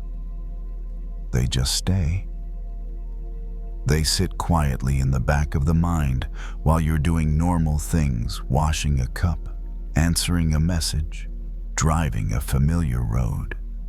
And before you notice, the mind is already replaying, predicting, adjusting. Not because something is truly wrong, but because the habit of thinking has learned to stay awake. That evening, the person walked along a quiet stretch of beach. not the kind with crowds or music. Just wet sand, a pale sky, and the steady sound of water pulling back into itself. It had been a long day, the kind where nothing dramatic happened, yet everything felt heavy anyway. Too many small decisions, too many thoughts that didn't fully finish. Shoes were left in the car, bare feet pressed into the cool sand. Each step left a clear mark behind heel-arched toes perfectly shaped for a moment. The person noticed this without trying to. The mind tends to notice patterns when it's tired. Behind them, a long line of footprints stretched back toward the parking area. Ahead, the beach curved, gently disappearing into a soft gray distance. No rush to get anywhere. No reason to turn back yet. The thoughts came along, of course. They always did. Did I say the wrong thing earlier? What if tomorrow goes badly? Why do I keep thinking about this one small moment? Each question landed like another footprint, clear, defined, convincing. The mind treated each one as if it needed to be preserved, examined, solved. As if thinking harder would finally bring relief. The person stopped walking for a moment and looked down. The footprints behind were still there, but closer to the waterline, the edges were already softening. Not gone, just less sharp. The next wave rolled in quietly, reached a little farther than the last, and blurred one of the older prints almost completely. Nothing dramatic happened. No lesson arrived fully formed. Just that small, ordinary sight.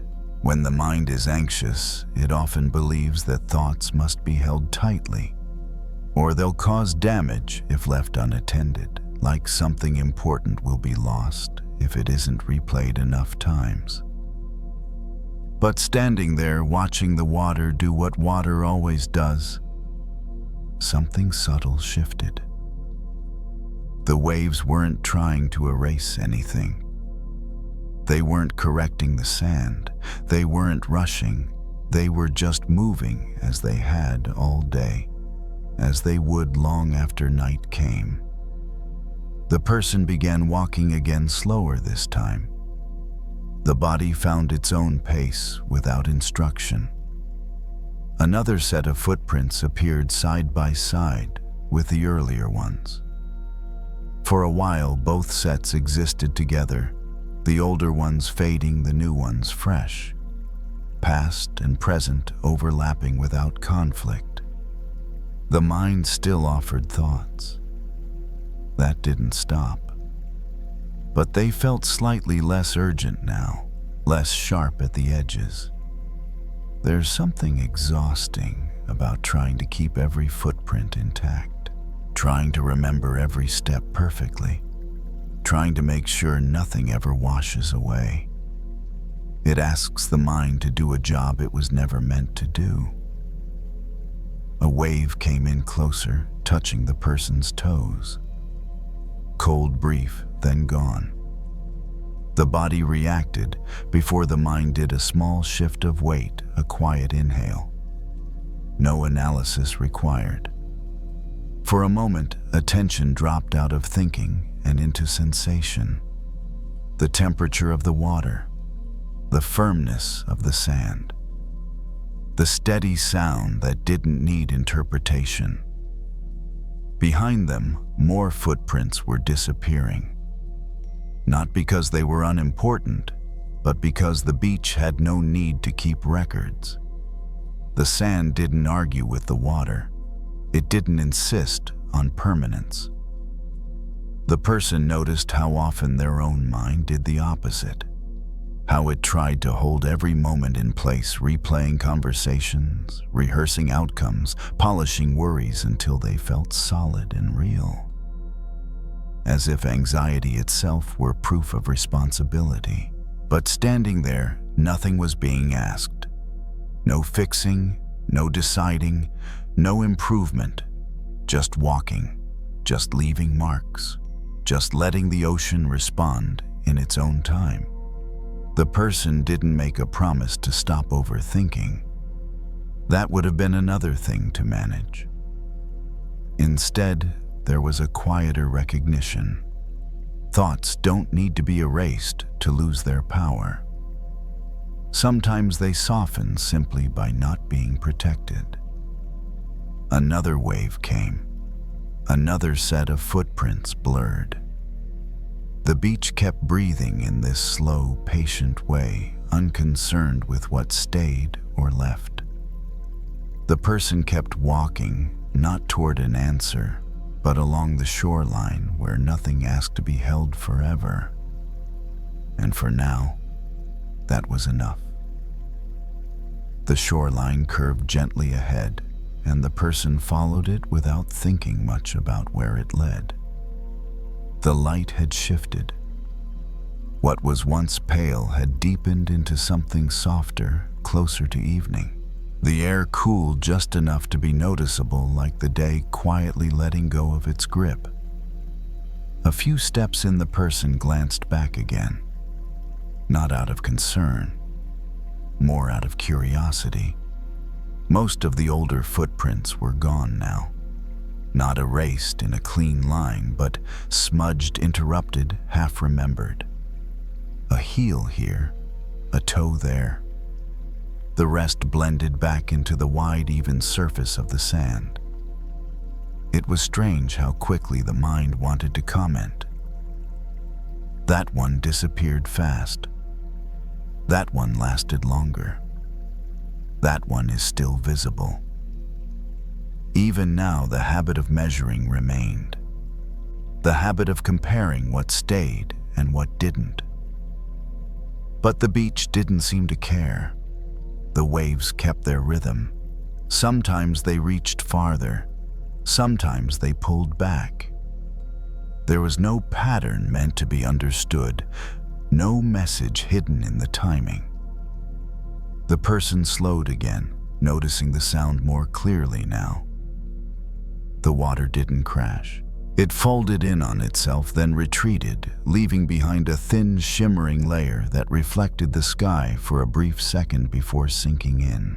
Overthinking often feels like this: layers of reflection that never quite settle.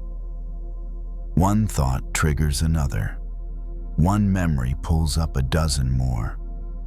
Each seems important in isolation, but together, they blur the ground you're standing on. The person bent slightly and pressed a hand into the sand. It held the shape of the palm for a moment, then softened as moisture crept in from the sides. No resistance, no effort, just a quiet change. The mind noticed, then grew quiet again. There's a particular kind of anxiety that comes from believing every thought is a signal, that if you don't respond immediately, something will go wrong. It trains the body to stay alert long after danger has passed, long after there's anything useful to do. But here, standing at the edge of the water, nothing needed a response. The person straightened and continued walking. The beach was nearly empty now. A few distant silhouettes moved slowly, each in their own quiet world. No one was watching the footprints. No one was counting them. That too felt like a relief. At some point, the person noticed that the inner commentary had thinned out, not vanished, just spaced farther apart. Thoughts arrived, then left like birds crossing a wide sky. They didn't land. They didn't stay long enough to build nests. One thought did linger for a moment. What if worries are like footprints? They appear because walking happens, because living happens, not because something has gone wrong. You don't stop walking just to avoid leaving marks. and you don't need to follow every mark once it's made. Another wave reached up, brushing the edge of a fresh footprint before it had time to harden. The print didn't disappear entirely. It simply lost its sharp outline. It became less specific, less demanding. The person felt a familiar urge to hold on to this moment, to remember it clearly, to make sure it stayed meaningful. And then almost immediately, there was a recognition of that urge itself. Even this doesn't need to be held. The beach would look different tomorrow. The tide would be different. The light would shift again. None of that depended on the person understanding it fully.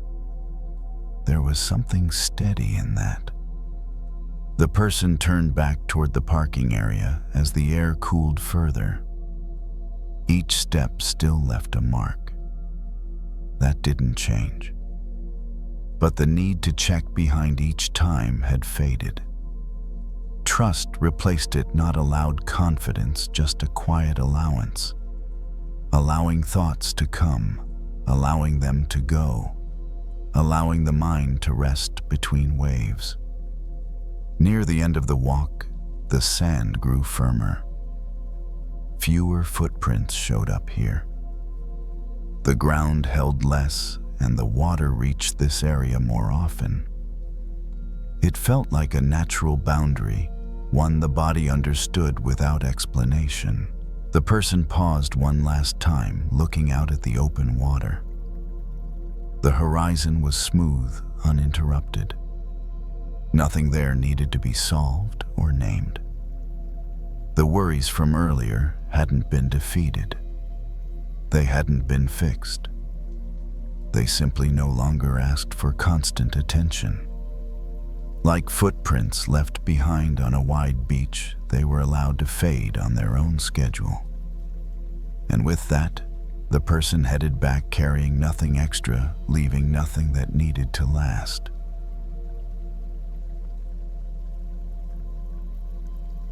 Some tension doesn't feel dramatic. It feels practical, responsible, necessary.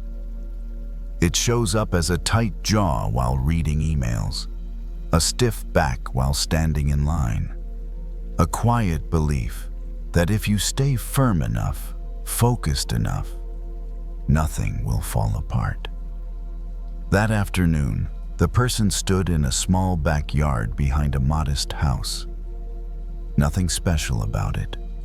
A narrow strip of grass, a few potted plants, a string of lights still hanging from last summer unlit. The air moved gently enough to be noticed, not enough to be called wind. The person was watering a cluster of bamboo planted along the fence. The hose released a steady stream, cool and clear, darkening the soil at the base. The bamboo stalks were thin, but tall, rising higher than the fence itself.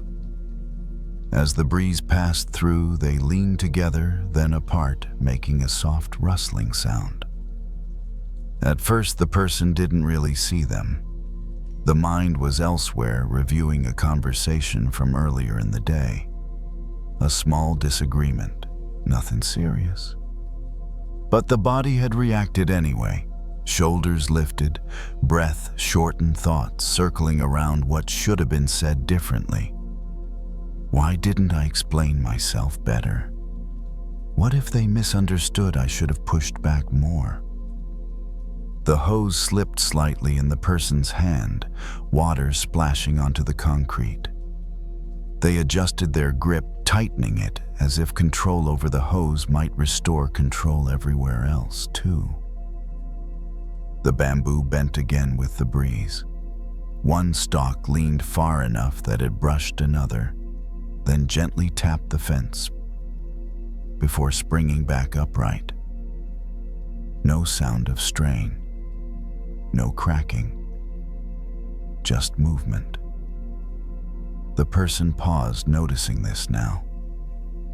The water kept running. The mind slowed just enough to take in the scene. The bamboo didn't resist the wind. It didn't brace against it. It moved with it. The person remembered something said once long ago. Not as advice, just as an observation. Things that survive strong weather are rarely the stiffest ones. The hose was lowered slightly, easing the pressure. The stream softened. Water pooled calmly at the base of the plants, soaking in instead of splashing outward. Inside the chest, something mirrored that change. Overthinking often grows out of rigidity. The belief that there is one correct response, one safe position, one version of events that must be defended. When the mind locks onto that idea, every alternative feels like a threat. The person realized how much of the day had been spent bracing, holding opinions firmly, holding expectations tightly, holding the body in a way that assumed impact was coming. Another breeze passed through. The bamboo leaned again farther, this time moving together like a single organism rather than separate pieces. When the air settled, they returned to center without effort. The person tried something small. Instead of replaying the conversation, they allowed the image to blur. Not pushing it away, just not gripping it so hard. It didn't disappear, but it loosened. The water shut off with a soft click. Silence settled, broken only by leaves shifting and a distant car passing on the street beyond the fence. The person set the hose down and rolled their shoulders once slowly, noticing how tight they had been. It's easy to confuse flexibility with weakness. Many people do. They imagine that if they don't hold their position firmly, they'll lose ground, lose respect, lose safety. But the bamboo didn't look weak. It looked alive. The person reached out and touched one of the stalks. It was smooth, cool, surprisingly resilient. When pushed gently, it moved. When released, it returned. The mind made a quiet connection, not as a lesson, just as a feeling. What if being okay didn't require so much resistance? What if peace wasn't about holding everything in place, but about allowing movement without panic? A memory surfaced of other moments like this. Times when pushing harder had only created more tension. Times when letting go just slightly had allowed things to resolve on their own. The person hadn't noticed how tired they were until that thought arrived. The bamboo swayed again, responding to a breeze the person hadn't felt on their own skin yet. The plants sensed it first, adjusted before impact. That too felt familiar.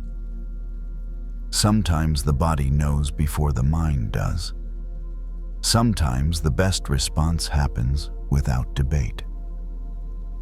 The person stood there for a while longer, not thinking about the bamboo anymore, but staying with the rhythm of the yard. Light shifting, air moving, muscles gradually softening without instruction.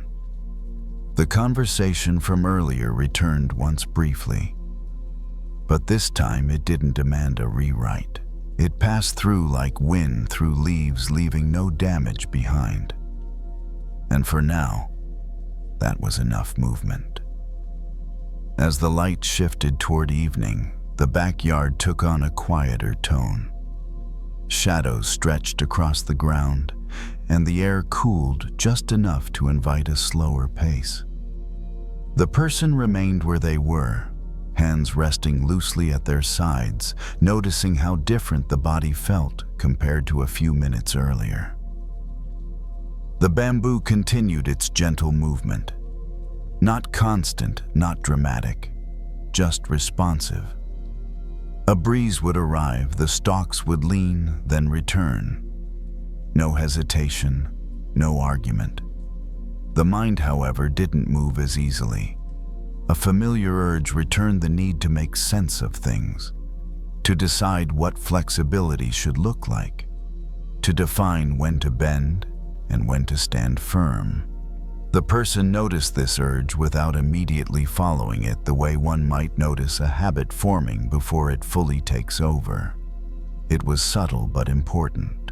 Overthinking often disguises itself as preparation, as intelligence, as care. It convinces us that staying tense is the same as staying safe. But standing there watching the bamboo, it was clear that constant stiffness wasn't protection. It was strain. One stalk leaned farther than the others, brushing the fence again. This time the person noticed the sound more clearly. A soft tap, then nothing. The fence didn't break. The bamboo didn't crack. Both adjusted briefly, sharing space. There was something quietly instructive about that moment, even without putting words to it. The person thought about how often their own mind treated pressure differently. How a single comment could feel like an attack, how uncertainty could feel like failure, how small changes in plans could trigger a flood of imagined outcomes. The bamboo didn't imagine outcomes. It responded to what was actually happening. A breeze passed through again, slightly stronger this time. The stalks bent together, some more than others depending on where they stood. Each one responded in its own way, without comparison. The person took a slow breath in, then out, not as a technique, but because the body seemed to request it. The chest rose and fell naturally. The shoulders dropped another fraction. It became clear that flexibility wasn't about giving in. It was about staying present enough to move with what was real, instead of fighting what might happen. The person walked a few steps closer to the bamboo, looking up at how high the stalks reached. They had grown that tall not by resisting every gust, but by surviving many of them. By yielding just enough again and again. There was a quiet recognition rigidity had cost more energy than it had ever saved. The conversation from earlier in the day surfaced again, but now it felt different. Less like a problem to solve, more like a moment that had already passed. The words couldn't be edited anymore. The outcome couldn't be controlled. And yet nothing terrible had happened. The bamboo swayed once more, then settled.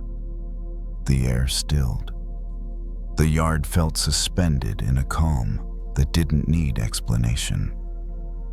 The person noticed how often they had mistaken tension for strength. How the body had learned to stay ready even when there was nothing to brace against. Letting go of that habit didn't require force. It required permission. Permission to not be perfectly defended. Permission to not hold a single position all the time. Permission to adjust. The person stepped back, giving the bamboo space again. The hose lay where it had been set down, forgotten.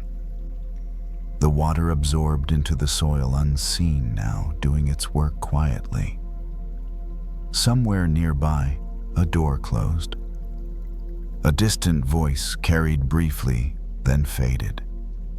Life continued beyond the fence, moving in countless ways the person couldn't track or manage.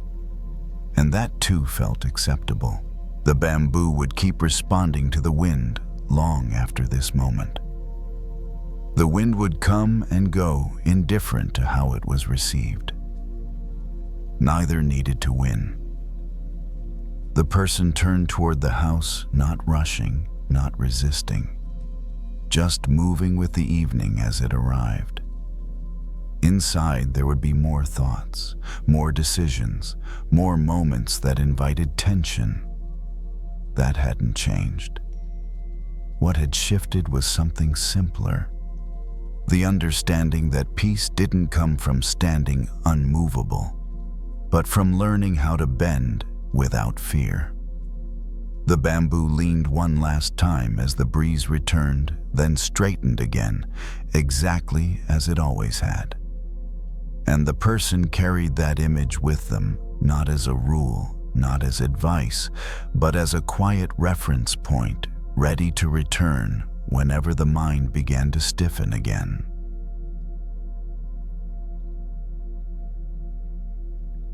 Some problems don't block the entire road. They sit off to the side, visible but avoidable.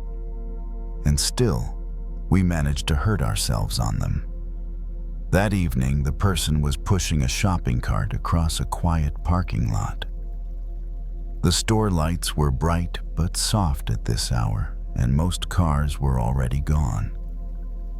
The air carried the faint smell of asphalt, cooling after a warm day. The cart wheels made a low, uneven sound as they rolled. It had been one of those days filled with small frustrations. Nothing worth complaining about out loud, yet enough to keep the mind busy. A delayed response. A misunderstanding that didn't get cleared up. A task that took longer than expected. None of it was urgent anymore. But the mind hadn't received that message. Near the edge of the parking lot, where the pavement met a thin strip of gravel, a large stone sat half embedded in the ground. It wasn't new.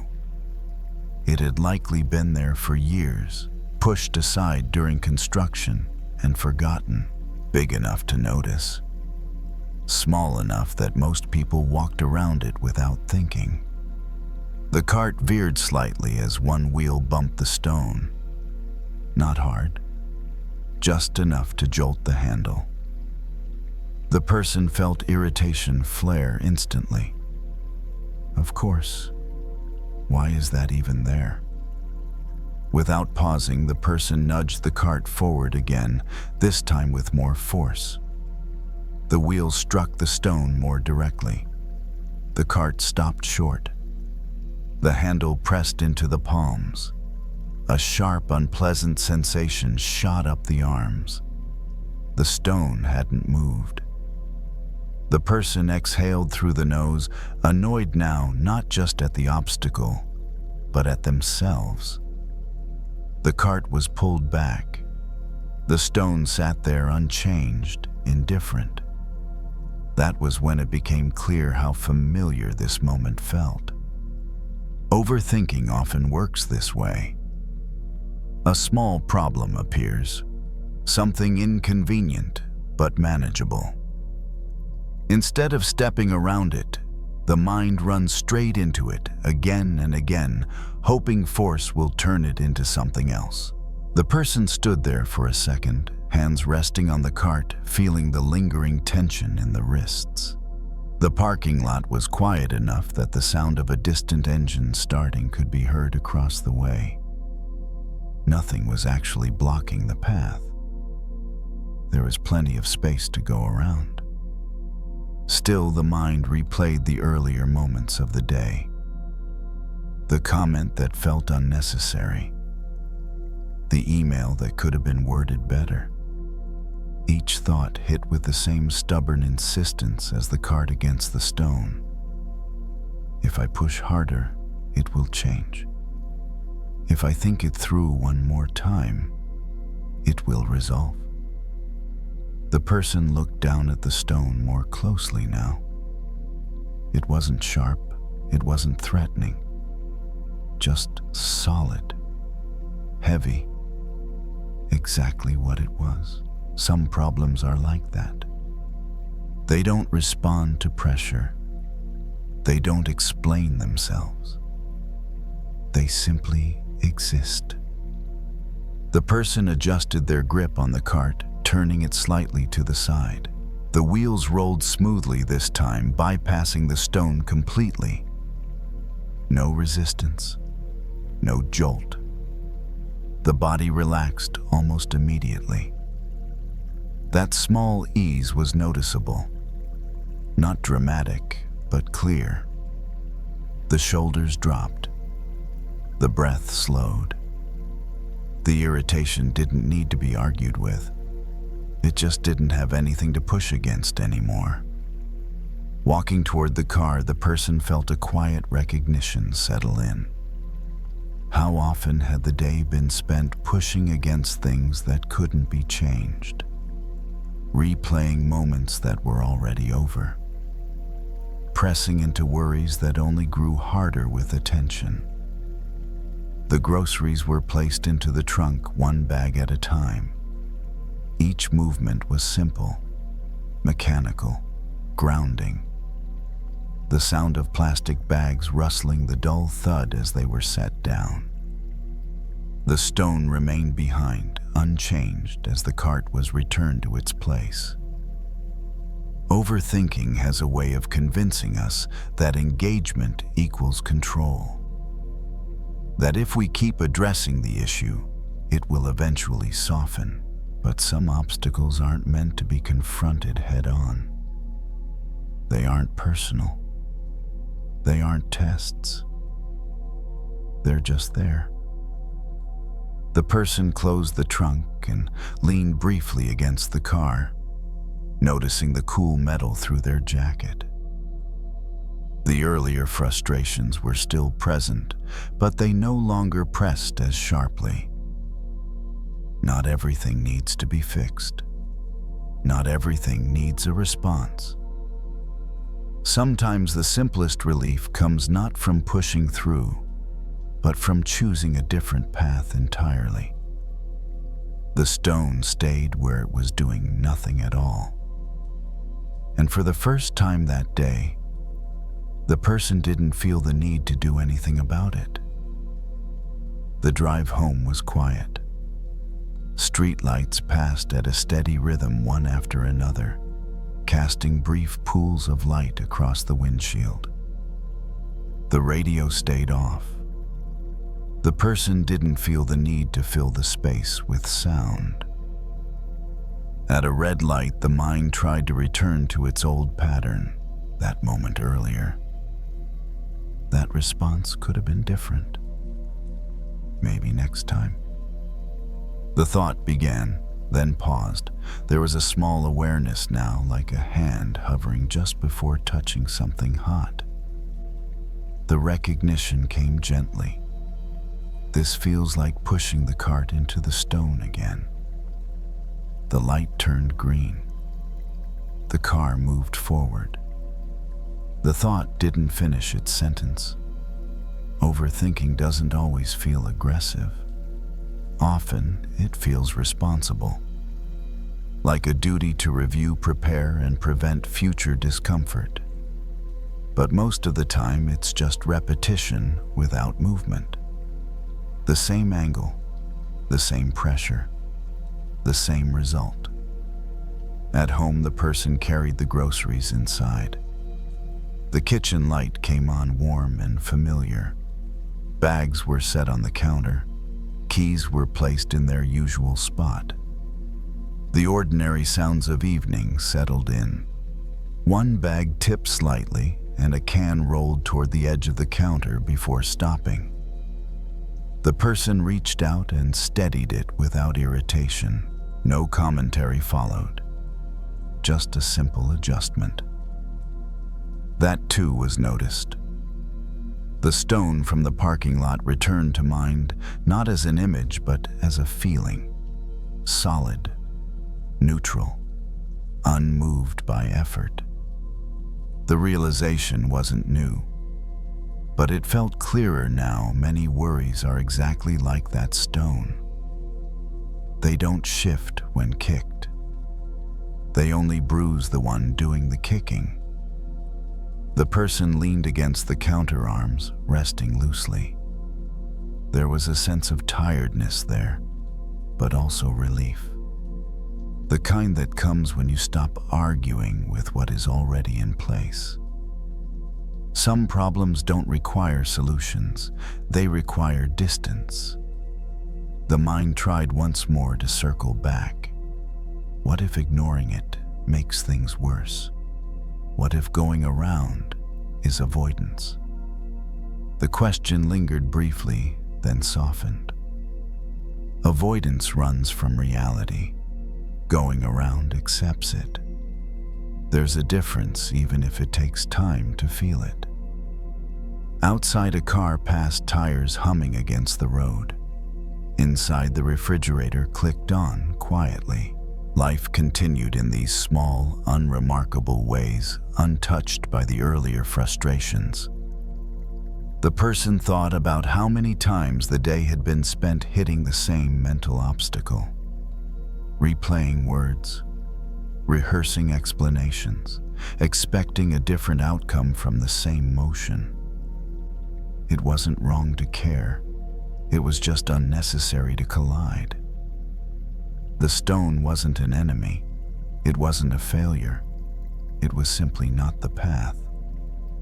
Later, as the evening settled further, the person stepped outside, briefly standing near the front door. The street was calm. Porch lights glowed softly.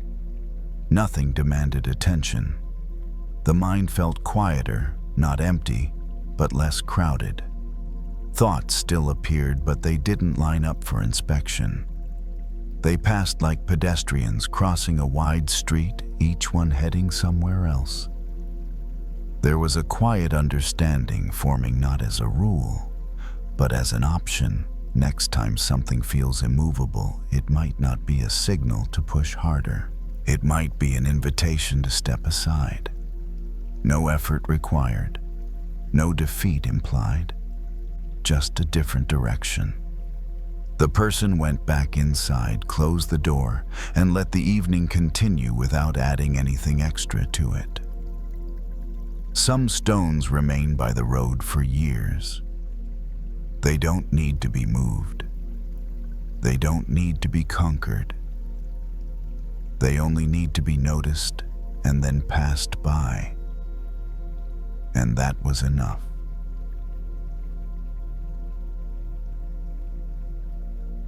Some fears don't come from what's actually happening. They come from what the mind repeats. That night, the person was walking through a long parking garage beneath an apartment building. The concrete walls were bare, marked only by faded numbers and old tire streaks. The lighting was dim but steady, and every sound carried farther than expected. Footsteps echoed. A keychain jingled. Even a quiet breath seemed louder than usual. The person slowed without realizing it. The body reacted before the mind had time to explain why. A slight tightening in the chest, a subtle alertness in the shoulders. Nothing was wrong, but the space made it feel like something might be. The mind filled in the rest. Did you hear that? What if someone's behind you? Why does this place always feel unsettling? The person paused near a concrete pillar and glanced around.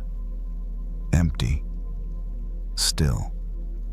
Just rows of parked cars and long shadows stretching across the floor. A car door slammed somewhere above. The sound dropped down through the open levels, bouncing and returning in fragments. The person felt a brief spike of tension, then a quiet embarrassment at their own reaction. It was just an echo. But the body didn't know that immediately. It had already responded to the sound, treating it as a signal. The person continued walking, footsteps measured now, listening more carefully. Each step produced a familiar pattern. The sound went out, hit the walls, and came back slightly altered. Louder, longer, less precise. The mind noticed this and began to anticipate it. Every movement seemed to generate another response. Overthinking often works the same way. A thought appears, the mind reacts to it, then reacts again to its own reaction. Soon the original trigger is gone, but the noise remains.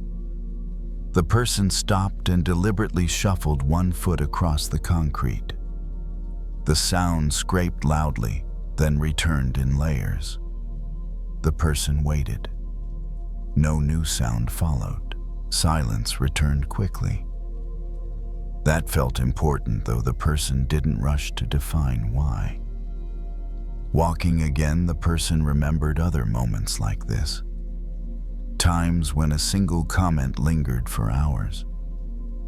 When one small mistake seemed to echo through an entire day. When fear multiplied simply because it had space to bounce around. The garage wasn't dangerous. It was just open. And open spaces amplify sound. The person reached the car and unlocked it. The beep echoed sharply, bouncing off the walls. For a split second, the body flinched again. Then the person smiled slightly at the familiarity of the reaction. Even expected sounds can startle when the environment is right. Inside the car, the door closed with a solid thud. The space became smaller, contained. The echoes stopped. The person sat there for a moment before starting the engine, noticing how quickly the body settled once the noise had nowhere to go. Breathing slowed. Shoulders softened. The mind followed. It wasn't that the fear had been unreasonable. It had just been amplified, reflected, repeated. The engine started. Its low hum filled the space, steady and predictable. As the car moved toward the exit, the sound of tires on concrete created another echo. But this one felt different, familiar, controlled. Overthinking often convinces us that the noise in our head is proof of danger. But much of it is just reflection thoughts, bouncing off other thoughts, growing louder each time they return. The person drove slowly up the ramp, passing level after level. With each turn, the echoes shifted, then faded. The open space behind grew distant. Outside, the night air felt different, wider, softer. Sounds didn't cling the same way. The person pulled into the street and let the car coast for a moment, windows slightly open. A breeze passed through, carrying the ordinary sounds of the neighborhood, distant traffic.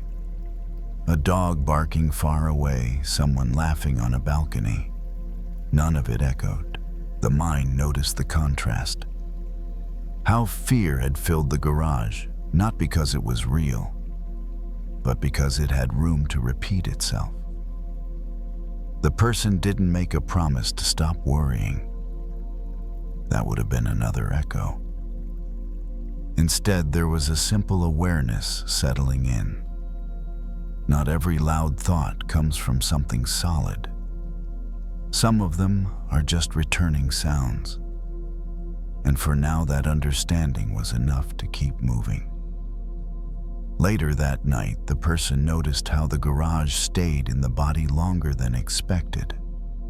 Not as fear exactly, more like a residue, a slight readiness, a habit of listening too closely. At home, lights were dim, shoes were set by the door. The quiet here was different from the quiet underground. It didn't bounce, it settled. Still, the mind brought things back. That sound earlier, that pause, that moment of tension. The thoughts arrived clearly, as if they were still traveling through open space, waiting to return. The person sat down on the couch and let them come without pushing them away. They didn't feel dangerous now, just loud. Overthinking often survives on repetition. A thought doesn't need to be true to be convincing. It only needs to be heard enough times. In an open mental space, it can keep returning each time, sounding more important than the last. The person leaned back and stared at the ceiling, listening to the faint hum of the refrigerator from the kitchen. The sound was steady. It didn't echo. It stayed where it was. That difference stood out. The garage hadn't created the fear. It had just amplified it. The mind does the same thing when it's tired. When it's given too much space and not enough grounding, every worry travels farther than it needs to. One thought calls out. Another answers. Soon it feels like a conversation, even though it's just one voice hearing itself. The person tried a small experiment. They cleared their throat softly. The sound stayed close. No return. A quiet understanding followed, not as a conclusion, but as a sensation. Maybe the fear earlier hadn't been a warning. Maybe it had been a reflection. A memory surfaced from years ago, standing in a canyon during a trip.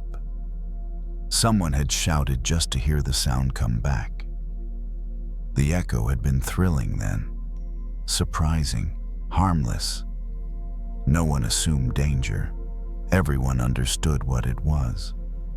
But in the dark garage, the same effect had felt threatening.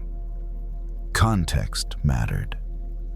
The person thought about how often the mind forgets context. How a tired thought at night feels heavier than the same thought in the morning. How silence can turn small worries into loud ones when there's nothing else to absorb them.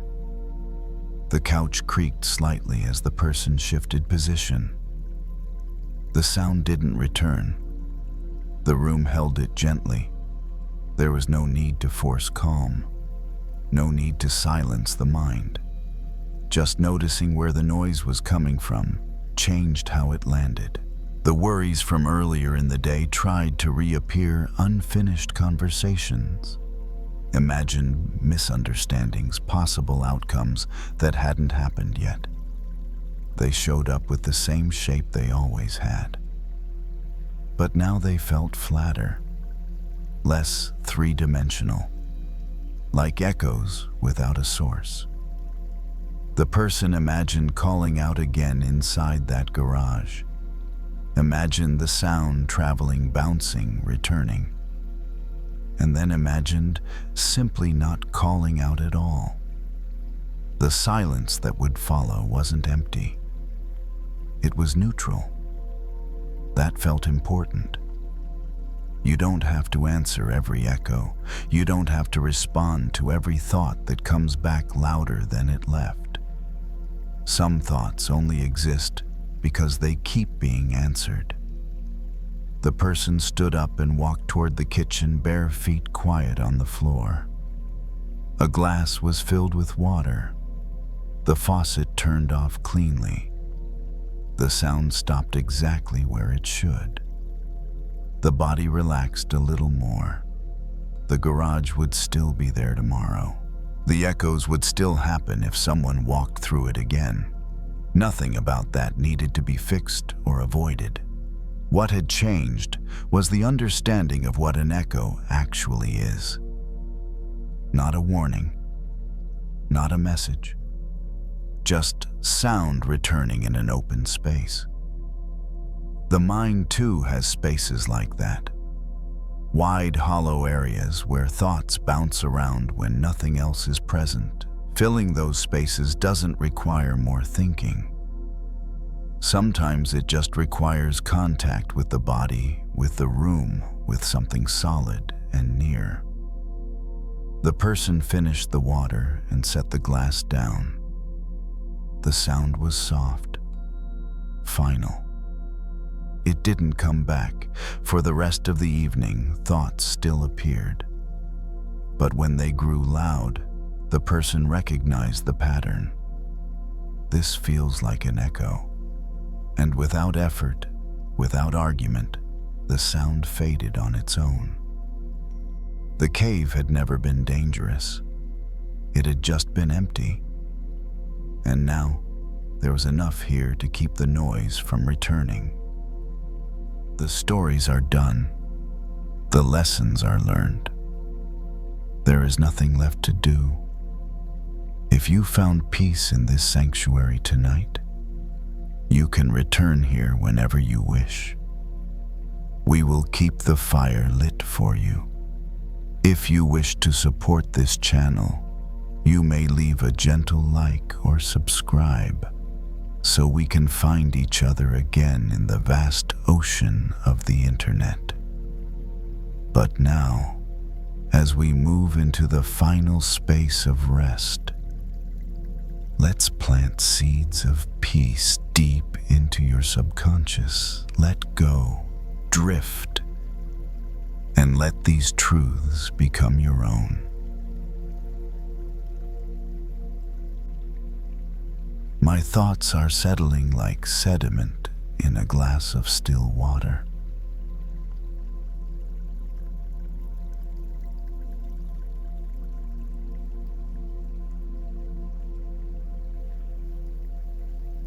Go of all ripples. The surface of my mind is becoming glass.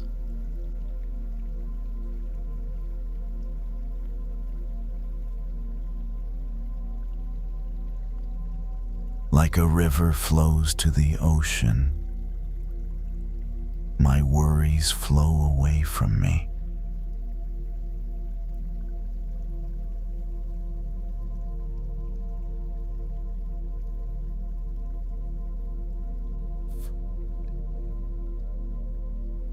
Obstacles without resistance.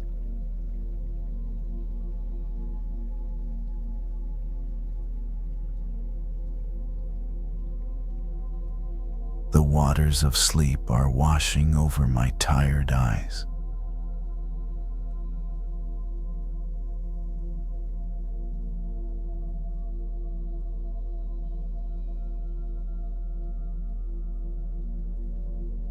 Floating in a sea of tranquility, weightless and free.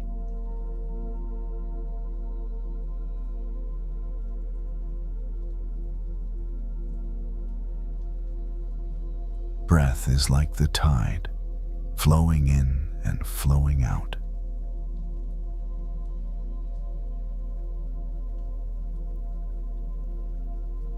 Deep below the surface waves, my inner ocean is silent.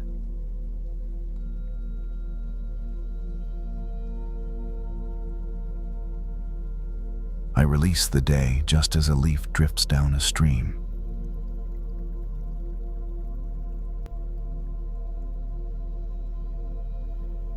Cool, healing water soothes my nervous system.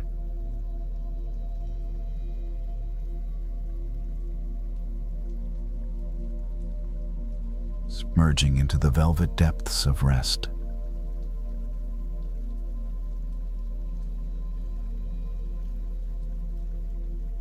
There is no need to swim. I simply float.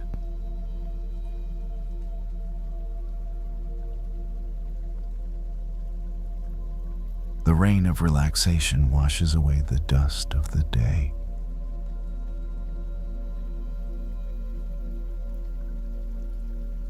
The rain of relaxation washes away the dust of the day.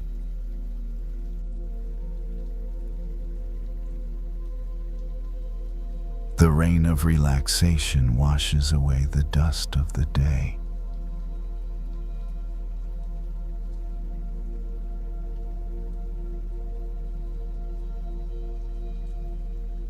Clear, transparent, and still.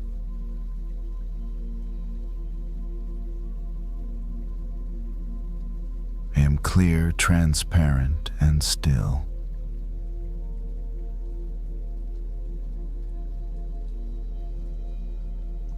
transparent and still.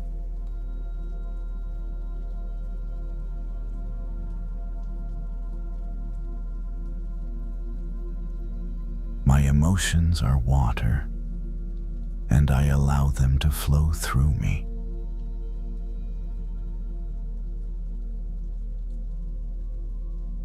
My emotions are water, and I allow them to flow through me.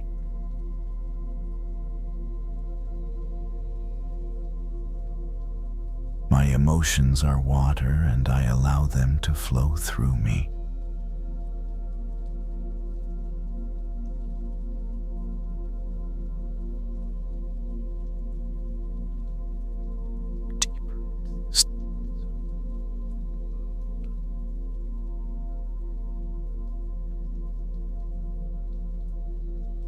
I sink deeper into the stillness of the underwater world.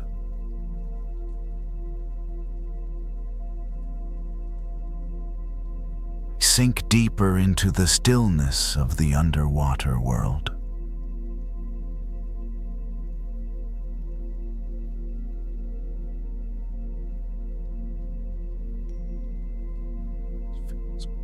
Water fills a cup.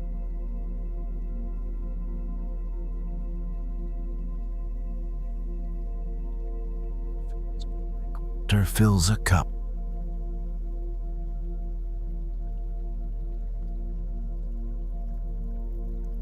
Fills me like water fills a cup.